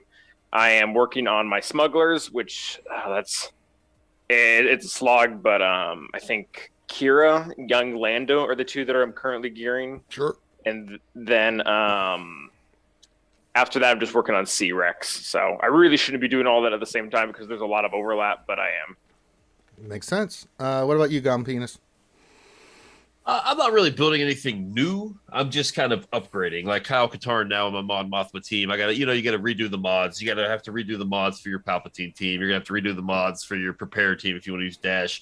I don't think Darth Talon, I don't think she really requires a lot of remodding. She seems to be pretty plug and play. I'll know more. The thing I'm struggling with is the bounty hunters. Like I finished Finnick out of the weekly shipments and stuff, right? Sure. Like I got her to 7-star, and I have a little bit of buyer's remorse because I don't know where to use her. I don't know how to properly use her. You want me to all tell at the you? same time. Yeah. Tell me, please. All right, so you put her with the team that I'm going to be using because I've usually gone Bosk lead, but now I'm going to go Mando lead because I use Django's other places. So Mando lead with Bosk, Grief, her, and then your fifth can be Boba Fett. I like Boba Fett a lot in that team, and you just let her do her thing, man. You get into payout so quickly. It's stupid. You could also go Django lead. I've had some success with that as well, but it's hard for me to keep Django on that team. You get all the bonus speed and stuff like that, but I like Django more with the Separatist team that I've got created for GAC. But yeah, I think you use that for offense. Christ, you get into payout instantly, dude. It's stupid. It is absolutely stupid because you just use her basic. And if you do the call and assist, she's going to do that anyway. Like when you use Bosk and Grief on the target, you're into payout just like that. It's silly, dude. She is absolutely gross. You should put her on your team. Yeah, well, I know she's going to go with Boba, and all the while I'm sitting here trying to save gear for Boba, which is not going to happen if I want to get Starkiller, right? So I got to tighten up I'm getting a little frivolous with my resources right now. I got to tighten up and make some decisions, Yeah. Like how important is Starkiller? Should I just kind of delay it and just have Boba ready to go?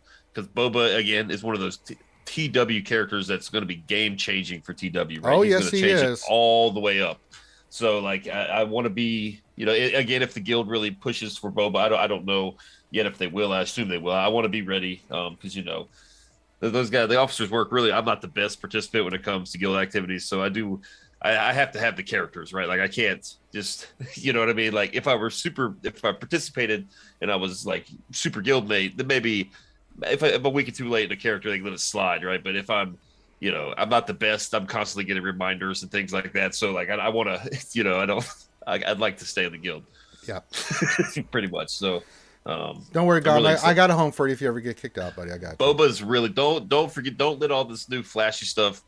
If you guys are on pace to get Boba, I would remain excited about him. Like, don't forget that he's, on the horizon here coming. So I'm really excited. I'm looking at him now in the game. He looks ridiculous, but he his is kid's ridiculous. really cool. Yeah, it's hard. It just depends on where you are in the game and your guild is, right? Yeah. So it's hard for me to say go get Dad Bod Boba Fett if you're in a guild that's like TW's like, it's cool. Yes, this is the TW play for sure. Yeah, it's a straight up TW play. Anything for you, Loki? What you're working on, things like that? I mean, you have everything. What am I asking? Never mind. No, I don't have everything, man. Oh, get it. What do you mean? I don't. Puller? I just 7-starred my Fennec. My Fennec's like gear 8, man. Like I did not wail on her at all. She does what she does, even at that gear level. Oh God. Yeah. Well, I mean, she's good enough to survive in conquests. I guess that's all I have her built for. So she can get the feat. But I'm with Gom on.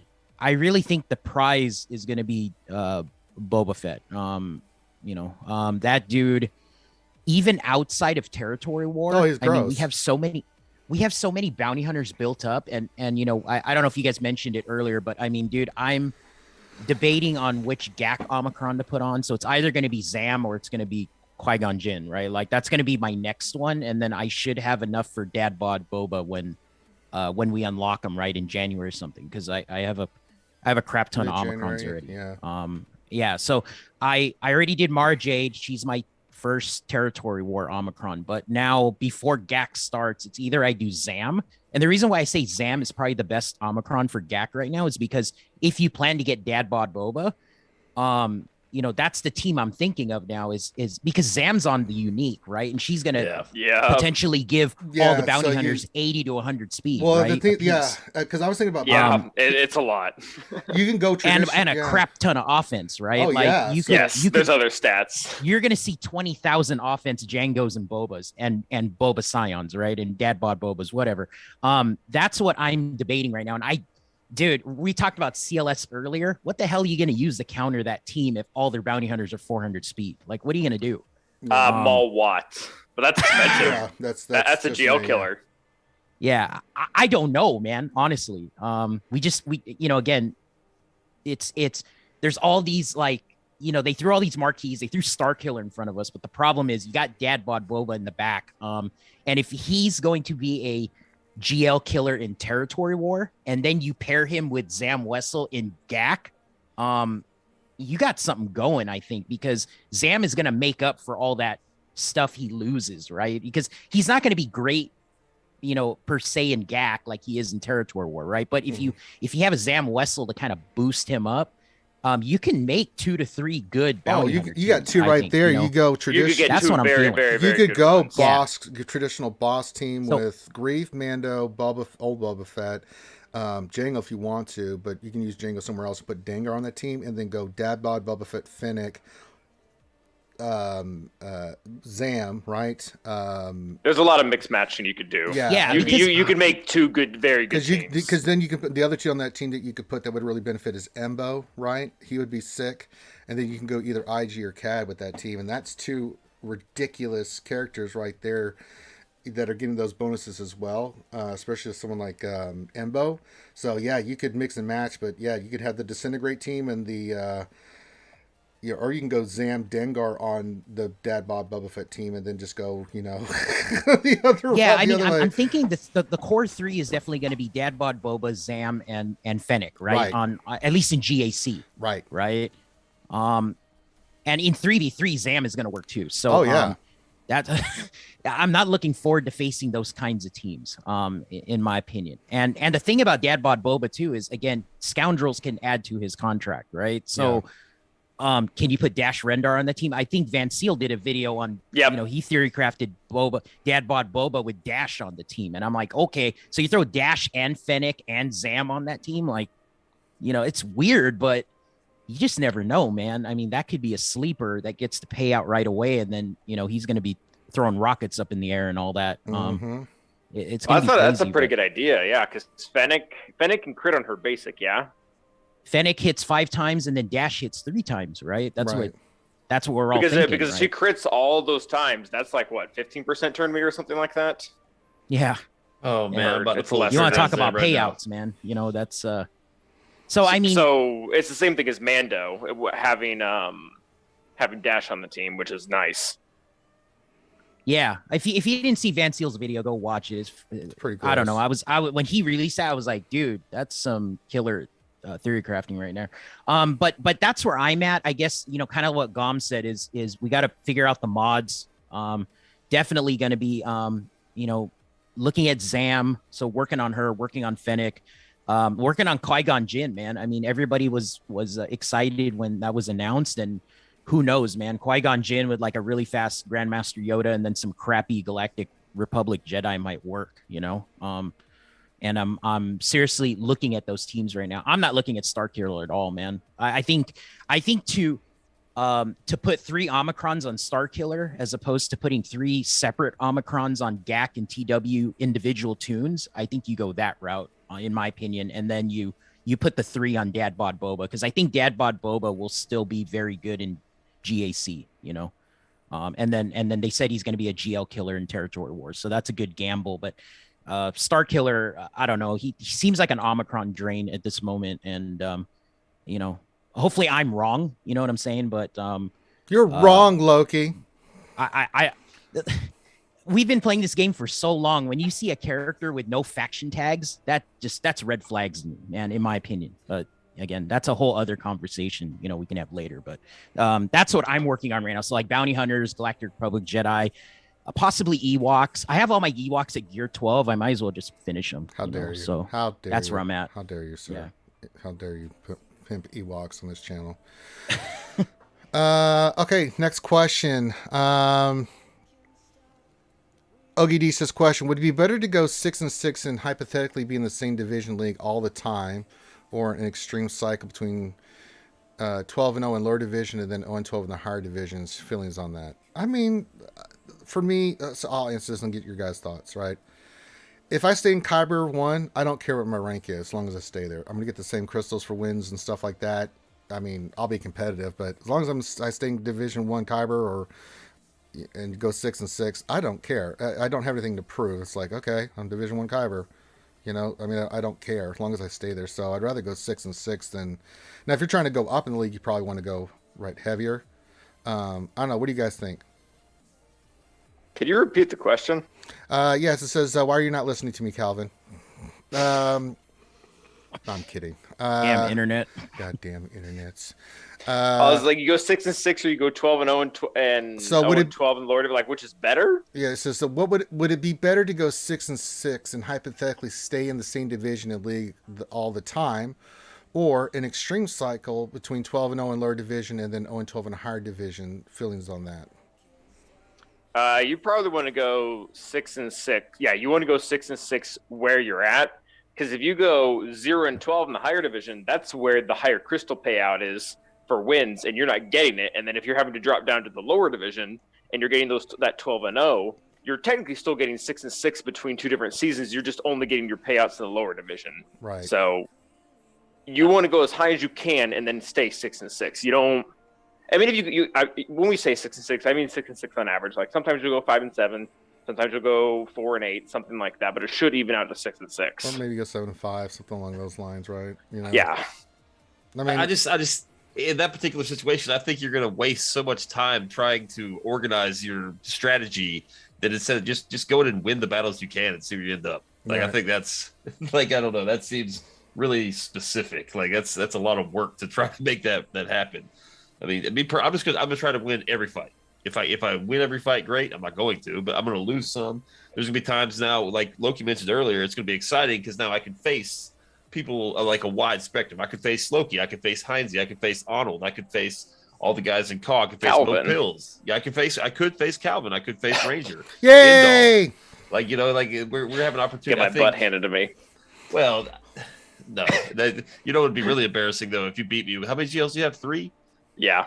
Yeah, that would be super embarrassing for me, but it could happen. It probably would happen. You know, I think the possibilities for this are exciting because you're going to get to fight your friends more often that you weren't able to fight before. B, you're going to be going against constant equal competitors, right? And you're at the end of the day, you're going to make yourself a much better player. You're going to see teams. You're going to understand concepts. You're going to understand counters much better than just going in and kicking somebody's teeth in. That, you know, like I'm way overmatched against probably half of my opponents. You know, like it's just not fair on paper. And I go in there and, you know, it's beat the tar out of them. Kind of. I'm not trying to be arrogant or an ass or anything, but like it's not very fun. Like I don't learn anything from the fight. You know, it's not. Yeah, exactly. It's not super compelling to anybody that's watching me do it. Like, you know, I have to like use garbage teams just to try to get a little excitement, you know, but it's every fight is going to be to the wall. And I'm excited about that. Like those are the fights that win or lose. If I can learn something new, yep. I think it's a win for me. So Gom, you said it best one time. You said, I remember you mentioned, you said, I don't like watching GAC streamers when it's just a dominant fight. Like they're just going in there, undermanning everything, you know, because then you don't learn anything. And I agree with you, man. It's just, I think it's, you know, the community was upset about them taking crystals away, but I think once it all plateaus and all of us are in like that Kyber division, just getting the 500, you know, close to 500 crystals daily without having to worry about climbing a shard and coordinating with payouts and all that, man, it's just a win-win for everybody. I don't miss that at all. I don't miss that. And you get the quality Squad battles. Arena. I don't. There's your worst game mode. I hate Squad Arena, man. But Gom, you bring up a good point. Ever. Like, I think as this goes on and the matchmaking kind of does its thing and there's history and all that, you know, I think we're going to see less auto sets because the people that are going to auto set are going to be matched up with each other, right? Which is what. Or they're going to go down to Chromium and get matched up with someone like with 4 million GP. Yeah, and that's a problem, right? But hey, yeah, but it'll eventually just keep dropping. Yeah. And that person will win because they'll get one attack on a 10 banner and they'll keep moving up. Right. All right. Yeah, but we'll see. All right, let's go to another question here from Remember Jedi. Says, question, with GAC now the main source of crystals, do you think CG will consider not locking mods and allowing us to change around mods to respond to an opponent's roster and play tendencies? They definitely should not. That sounds terrible. That's just going to make people are just going to put their best mods on every single team before going in, and GAC is going to take like 3 hours. No, like, do not do that. I would be shocked if the day-to-day is any different. Like, we're still going to get the brackets of 8 people. We're still going to be, the 3-0, 2-1, 1-2, 0-3 kind of finishes. I wouldn't think that the actual format of the game mode changes at all. Like, the scoring has changed, the ladder has changed, but the actual game mode itself, I think it's going to be the exact same. You hit the lock-in button, everything locks in. I don't think you can change anything afterwards. I'd be shocked if anything like that changes. Yeah, but I don't think it's going to change either, and I don't want to see it change. I think for the join period, before that if you have a little bit, like you join, but you're like, oh god, I forgot to add mods on. I would like to see you come back out and come back in. I don't have a problem with that. Yeah, that would be nice. Yeah, yes. that I'm totally cool with. But once you're in the battles, no, sorry, you're locked in. So you had 24 hours. I mean, but I would like to see like an oopsie. Yeah, the join button is still a problem. Yeah. Yeah. So yeah. All right. What else? Any 3 question? What mod sets for Mara Jade at 4 stars? I think you got to make her survive. The problem with Mara Jade, all these characters, she doesn't have a lot of health and protection, right? Even at gear 11. So you got to go heavy. You get as much speed as you can, right? Because you need her to go as quickly as possible. But I think you got to make her as beefy as you can because she'll die. Oh boy. Depends on what level you're at, but that's different the way I have her modded. But I'm just thinking survivability and speed. What do you guys think? Yeah, it's a good spot for your flat protection and health secondaries because she's under geared. She's not going to hit hard at all under geared. So you really need don't even worry about her offense. Just flat health protection and some potency if you can. She's one of the few characters that I would suggest potency, like mods on. So I've got with tenacity down. Yeah, but you still want the initial. You want that initial grenade to go, right? Yeah. So for me, I went for her. I've got a speed set with potency. You guys use the grenade first? Absolutely, because you get turn meter. For every debuff she lands, her and Palpatine get that turn meter. But you can use the tenacity down first, right? And to get another turn. You could. It's only 5. It's only 5 buffs. So it's Palpatine's. How much per turn meter? If it's 20%, because I'm getting the full turn because she gets those. She has the 5 tenacity down. I think she puts 2 on the primary target, like vulnerable and stun. Oh, she does. Yes. Okay. So yeah, you could use the tenacity down first. Could do that. But I still want potency on her, right? Because, but I just do one potency set, speed set with potency potency secondaries, and just make her beefy. So mine's going to be, once all said and done, once I finish slicing, she's going to be in the 350 speed range. So with lots of potency. So she's so gingivitisly good. George Fletcher says, would Ranger trade a Mace Windu rework for a 330 pull on the next marquee? No, I will stick. George, I made the statement. I'm going to stick with it. I'm not going to be tempted by the light side. I shall remain evil. Seeing Rambam suffer is worth me not getting a 330 pull. If I have to take the hit for the community, then I'll do that. Let's see here. What else in 3? Question, with Zam's new Omicron, will she become a nuclear vessel? What? All right, Star Trek reference. That's pretty good. We're looking for the nuclear I like Loki's vessels. little. He said Wessel. It's good, man. Well, I'll tell you what, that goddamn Loki says some strange things. They're bringing back Beavis and Butthead, I right? can't wait. Are they? Yeah, I thought they were bringing them back. They were. It's been rumored. I saw something on that, but I don't know if it's official. So, Kazakage Tuichi question: when will we Eth Koth and Cup? When will Eth Koth and Cup get an Omicron to be great again? Well, they were never good to begin with. Yep. Oh God. 2 characters really on my low totem pole. I don't know. You guys, what do you think? Eth Koth, the old Cup action. I don't know how you guys feel about those tunes. Not on my favorites of good Star Wars Galaxy Heroes characters. Be a dirty trick, but realistic. Like, okay, nobody has Eth Koth. How can we make people gear Eth Koth? Oh yeah, let's give him a nasty Omicron. Eth Koth becomes the best Jedi Omicron. Like, oh no. Oh god. Eth Koth becomes a copy of a Galactic legend of your choice. Right? Oh Like that's no. some stupid thing. Don't like that. joke, Loki. If they did that, I'd cry. That dude's been useless since the game came out. So I who do you think is more? Yeah, who do you think is more useless? Loki panel, Cup or Eth Koth? Eth Koth. Eth Koth. In my opinion. Yeah, Eth Koth. Cup has a stun. Yeah. Cup has a stun. Yeah.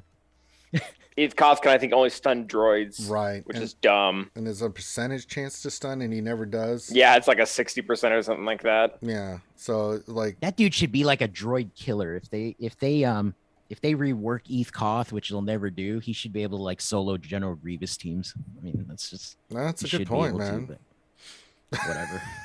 I'm not gonna. Yeah, it ain't gonna happen. It hasn't happened in the past 6 years. So there's really no reason for it to. Yeah, they're both poopy. They literally dropped him, and he sucked on day one, and that's it. Yeah, the game day one and where it came to be where it is now are very different. Like they had a bunch of those like NPC useless characters in the very beginning that just like why was that character in the game? Like why is Cup or Jedi Knight Guardian or who's another one like Tusken Raider? No way, man. Guardian, I use her all the time, man. Like why are those characters in the game? She's good. Well, Eth Koth, I think we all initially used because he was in Fleet Store for the Yoda event, right? Like I think a lot of people just like, nah, I guess Eth Koth is the easiest fifth to get, and then he just dies instantly. It's just like well, if I have to have the diarrheas, let me just go with the least worst option here. Oh God. Okay, let's move off this horrible subject. I hate these characters. Chris Paul question: what's CG's logic in continuing to limit under 7-star characters to Gear 11? Money. Yeah. I don't know what to tell you, man. It's money. Then now in CG's defense, they have vastly increased the gear, and there's more gear changes coming, right? That they mentioned. But yeah, it's straight up, man. It's about. Oh, yeah, that's the reason. That's always been the reason. Maybe eventually they'll change it to where you can take like we did with Hux to Gear 12. Because I think they should, right? Because Zareth asked Crow about that, and Crow was like, "No." I know. So that's not going to happen. No, it's about making investments, man, and it's one of those points. Now, will it ever change? I'd like to see it change, but that's something further down the line. I don't think you can expect that anytime soon. But it's all about money, man. If you're not, even with crystals, even if you think about just crystal income, when you're going for a character, for the economy of the game with crystals, right? Once the character, say you get past the 30-day marquee cycle, right? And then you're going to get them in the stores and then they become free to play. They still want you to try to invest in getting crystals, buying crystals or packs that they put out later. And they've actually cut some pretty decent packs that they come in out where you can get all the characters, say for instance, 25 each and stuff like that. So yeah, it's straight cash, homie. I don't think there's any ambivalence to this. Ronan's Eye question for C: is it better to have an offensive triangle for 180k health and 10k offense, or a health triangle for 192k health and 9k offense? I'm always leaning toward with C: health, more health, and then even more health. What do you guys think? Yep. I guess it depends on the character. I don't know. That was a lot of stats you just threw at me. I don't know. For C, health, more health, and more offense. Yes. Health. Yes. I mean, if you want to go see what happens when you don't, go look at my JC history with Ray. I'm going to use my C at 150,000 health, and I got one shot, and it's gone. What else? 73 question. What about Luminar to Gear 12 for the Qui-Gon Jinn Omni team? Ooh. No. She's the best of the worst, I guess, if that makes sense. She's better than Kit Fisto. She's better than Eth Koth. Sure is. Yeah, that's about it. Right. I think you can still dip into. She's about the same as Counselor. I would take a yeah. At least he's got a ship. There's still like a C-level group of GR Jedi that are halfway decent that don't have a home, like Plo Koon, Ayla, Barriss. Like, don't dip down into Luminar. Like, you can still use those like decent-ish ones. Yeah, I just think about Luminar. She does heal. But with that bonus, with the speed and everything with her offense flying up, I don't know if it's going to be enough to make her in that. There's just team. Better options. Yeah, I think so. Because if we think about, Ayla and those characters, right? Yeah, I don't know. Oof. I'd say no. I'm with you guys on this. I'm just doing a conquest battle, and Sabine just attacked gas for 35 straight seconds. Oh yeah, I had that happen yesterday, man. I had that happen yesterday. My Jedi Master Luke got blitzed by Sabine took 18 attacks, and then Ezra took 12, and then he was dead. I was like, that's stupid, man. Seriously, y'all, Conquest is garbage. Jedi Master Luke team getting blitzed by Phoenix. I didn't get a turn. Ever. Yeah. I love you, Calvin, but how could you? Oh boy, Conquest. Ugh. It's not for the faint of heart, man, because you will scream at the screen many, many times. I did yesterday with that Jedi Master Luke team. I'm like, you got to be kidding me. I haven't even taken a turn and my Luke's already dead. For reals? So that's what we're doing. Okay, that's cool. It's cool. That's cool. I hate you. All right, let me see if there's any other questions. Let's see here. Nightbot will work with me here. I'm going to start wrapping it up here. Nathan H., who wins in a battle between stormtroopers and red shirts? Well, the stormtroopers, even though they would never hit the red shirts would still die. Somehow, some way, they would still die. Anybody have a different thought on that? Oh, God. No, the logic checks out. Yeah, stormtroopers miss, but the red should still die. Oh my God. Okay, last question from What Else 73, and then we'll pimp everything and get out of here. Question: how about Plo Koon for Gear 13 for the Qui-Gon Jinn team? I like that. He's got a ship, makes the ship better. I like Plo Koon. Plo Koon's decent. He's got turn meter elements. He's got defense down. He's got dispel. I mean, he's not great, but he's like Calvin said, he's the best of the leftovers. You know, when you're diving deep, I mean, you should definitely go for him over all those characters we mentioned a few minutes ago. No, I agree. Ship's good. He's got one of the best ships, I think. I love his ship. Yeah, I do too. Yeah. I think it's awesome. For sure. Yeah, if all your other Jedi, like all the other really good Jedi, like Jedi Anakin or Ahsoka or whoever already have a home, he's definitely who you want. I agree. That's science. All right. If there's no more questions, we're done. We're gonna let everybody pimp their stuff. Kazakage, really, last second. Okay, last one, and then no more questions after Kazakage. So if you put a question in, I see one from OGD too. All right, 2 questions, then we're getting out of here. No more questions after Kazakage. OGD says, question: if some character has, for example, 60% chance to land a debuff on one ability, does their potency matter for that ability if you know how it works? I guess we're talking about Yukoth, yeah. Yeah, you could have 1,000% potency and it's still 60% chance to land. Right. Yeah. You're going to win. You can win the potency roll. Yeah. You have to win the potency roll, right? Like your potency, you have to win that roll. And then you have to win the percentage roll. Like it's two different rolls, right? Yep. So, and a lot of this stuff, I don't think a lot of people use it, but you could go into SWGOH.gg, click on an ability, and you'll see somewhere on the page, it's like a view mechanics link. You could click it, and you could see the order of operations the game takes when it's concerning things like that. Like, so, like, I think a big question was like, you know, with Lord Vader, Royal Guard, how do you mod them for the best benefit? All that type of stuff can be seen physically how it works in the mechanics page on SWGOH. So it's a good little tool. Okay. And then Kazakage, too easy question. I have 3 GLs. Which should I go for? C, SLKR, or Vader?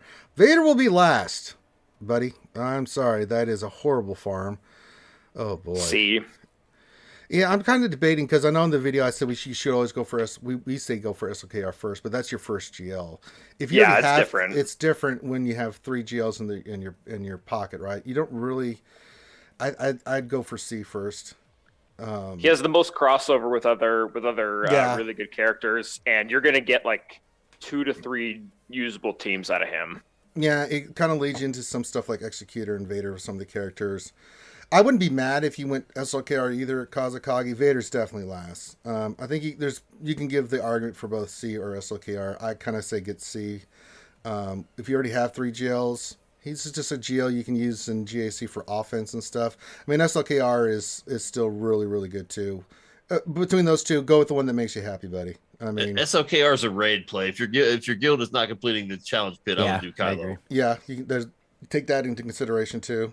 He does have Kenobi though, so that helps. But yeah, you take out all those factors consideration. It's a lot different when you've already got 3 GLs and you're trying to which one you want to go for next. But with no hesitation, Vader's last, because once you go down that path, forever will it control your destiny, man. God, what a farm that is. I'm so glad he's done with that thing. God damn. Not only are his recs like ridiculous, but the ideal team all needs to be really high relics. Yeah. And there's not a lot of overlap. No. Like I really like the triple tank variant. None of those tanks are required for him. No, that's why you do C, because you need roll guard and stuff like that. You can get some of the pieces doing C first, right? But yeah, I'm doing the triple tank thing, and it's, oh boy. It's like, oh, Jesus and baby Jesus. Oh, the things we do in this game, I swear. All right, let's let everybody pimp their stuff and get on out of here. Gum! Hello, I'm Gunnar Maurice. I am a member of Operation Metaverse. We stream on Twitch Monday nights, Wednesday nights, and Saturday afternoon. I'll be going here probably 2.5, 3 hours. So sure. Did do an interview with the developers on Mara Jade. That can be seen over on our YouTube page. Yep. I felt like the interview went pretty well. It was pretty good interview. I thought you guys did a great job. Did a really good job on that. So yes, it was nice. We did Darth Talon. You guys got Mara Jade, and Cubs got good old Starkiller, and I think everybody did a good job. Who did they not do a kit reveal for? It was Dash, right? Dash and Kyle. Yeah, I was so surprised on that. So Dash made sense. Kyle, they could have done someone. Yeah, I would have done it. You know that. So Calvin, where can folks check you out, you JC undefeated person, you? To be continued. Oh, boy. So you can check me out on Twitch, Calvin_awesome. I usually stream my GAC battles. I would say the time, but we're still without it. But it would be Sunday and Wednesday at 6 p.m. Eastern Standard Time and Saturday at 2 p.m. Eastern Standard Time. I also do YouTube videos. I'm trying to do more. I just put out a video recently kind of ranking the GAC Omicrons. So I'm going to check that out as well. That's Calvin Awesome. I don't believe there's any underscore on YouTube. Thank God. You're not like some people I won't mention that put all those goddamn underscores in their name and I can never find them. But that's out of necessity. I don't have much choice. All right. And of course, you're watching this on RSG. Loki, anything going on with you, buddy? Any other 330 pulls or $9 million you won gambling or some shit we need to know about? No, it's been an awesome run, man. Yeah, sure. Yeah. No, but I'm looking forward to stream again. I mean, I'm not gonna lie, man. I've enjoyed the vacation of not doing GAC. Yeah. It's and it was at a great, again, CG didn't plan for this, I don't think, to be on a holiday kind of little thing. But yeah, I've been MIA since Thanksgiving.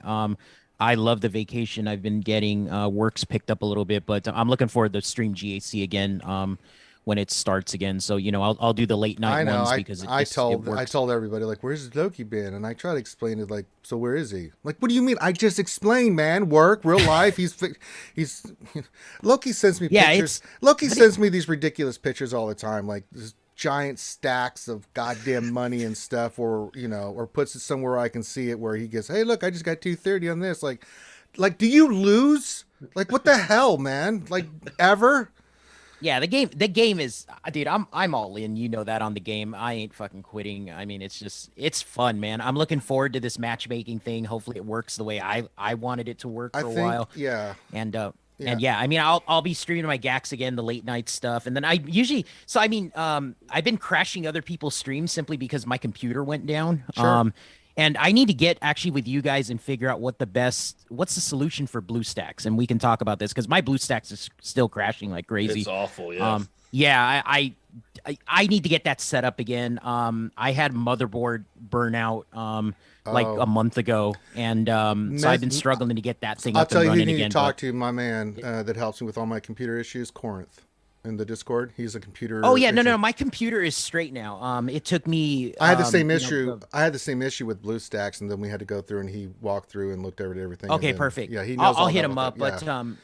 but yeah, I mean, I'm looking again to get back to streaming. I was crashing other people's streams with my GACs for that last season. Like I did my GAC on Scribble stream, and Fortmort hosted me one, and Van Seal hosted me one. So I was going all over the place. Well, you just know, I'll going, hey, host can I? if you ask, man. Just tell me. I just have to know. Oh yeah. what- Well, you get. I mean, I know you're busy too, man. You stream like 4 times a day, brother. Like, I mean, I don't care. That's what I do, wanna man. host me, man. Well, But yeah. no, it's I'm Right. looking forward to the new GAC season. So I I mean, I want to be up and running. I got to get with whoever to see if BlueStacks or if I got to get LD player. I don't know. I don't know what the emulator. I don't know what the best emulator is right now. 'Cause BlueStacks, I have no problems with it, but then you don't anymore. Okay. No, I don't have any problems with BlueStacks. But I went to the latest version 5. I was using 4, but 4's basically toast at this point. Okay. So yeah, go to I'll figure BlueStacks it out. 5. And I've had no issues. I mean, the game will always once in a while freeze, but I've had the game up for like 2 days straight, and then I'm like, it just goes poof. Nope, we can't handle this anymore. It's like, okay, I should refresh. Yep. So, but that's just a BlueStack thing. But that's always been common with it. But no, pretty much I'm good on BlueStack. So, and I just thought of something before we get out of here. Loki, next time I wail on a character, I'm giving you my login. You're going to wail on it. I'll just have all the crystals and stuff in there because I can't deal with this anymore, Loki. I'm so depressed. You know, I was hoping what my hope was that I would get like a big 230 or 330 pull with Mara Jade and then go for the other characters. Those Swevens just would not stop, dude. At least you're getting 7s and not 5s, man. No, out of all of them, I had I actually wrote it down. So I had 33 Swevens and 1, 2, 3, 4, 5, 6, 7, 8, 9, 10 5s. Ugh, the 5s are brutal, man. Yeah. So Yeah, man. I'll give you the good juju, man. I need it because this is poo poo. I got some killer mod rules recently, man. I'll tell you that right now. Yeah, I know you do. That's why I hate you. Fuck, man. Yeah, It's been on fire. The game's been on fire. You're a sick man. You're a very sick man. You're a sick man for your incredible luck. Calvin's a sick man because he never loses GAC in those conquests, and Gom's just a sick man because, well, he's redefined pole dancing. I don't know what else to I want say. to gamble with Gom, man. I'm gonna fly out to you, dude. We're gonna go gamble. Oh, there you go. All right. I think So I'm going to Maryland live soon, man. I know that's a long. I know that's a long way for you, but No, man, they got it. Slug- They got a red eye, man. To I can red eye into BMI, I think Baltimore, and yeah, it's like 20 minutes away from the casino. exactly. Yeah, I know what's up, man. There's a Frontier airline, man, that red eyes, and I can get in at like 6 a.m. Dude, it's hilarious. good lord. All right. So do me a favor, folks. crab cakes, man. Yeah. Oh God. Actually, the crab cakes sound pretty good right now. So anyway, you're watching this on RSG. Make sure you hit the thumbs up, subscribe, all the good stuff if you like the content. It really does help the channel. Do me another favor. Check out Cubs. Check out Gom. Check out Calvin on their channels that they just pimped, just to say thank you for being here. Just support their content and their channels because they come here on a Saturday morning when they could be, I don't know, sleeping, and just to answer your questions. So show them some love and appreciation.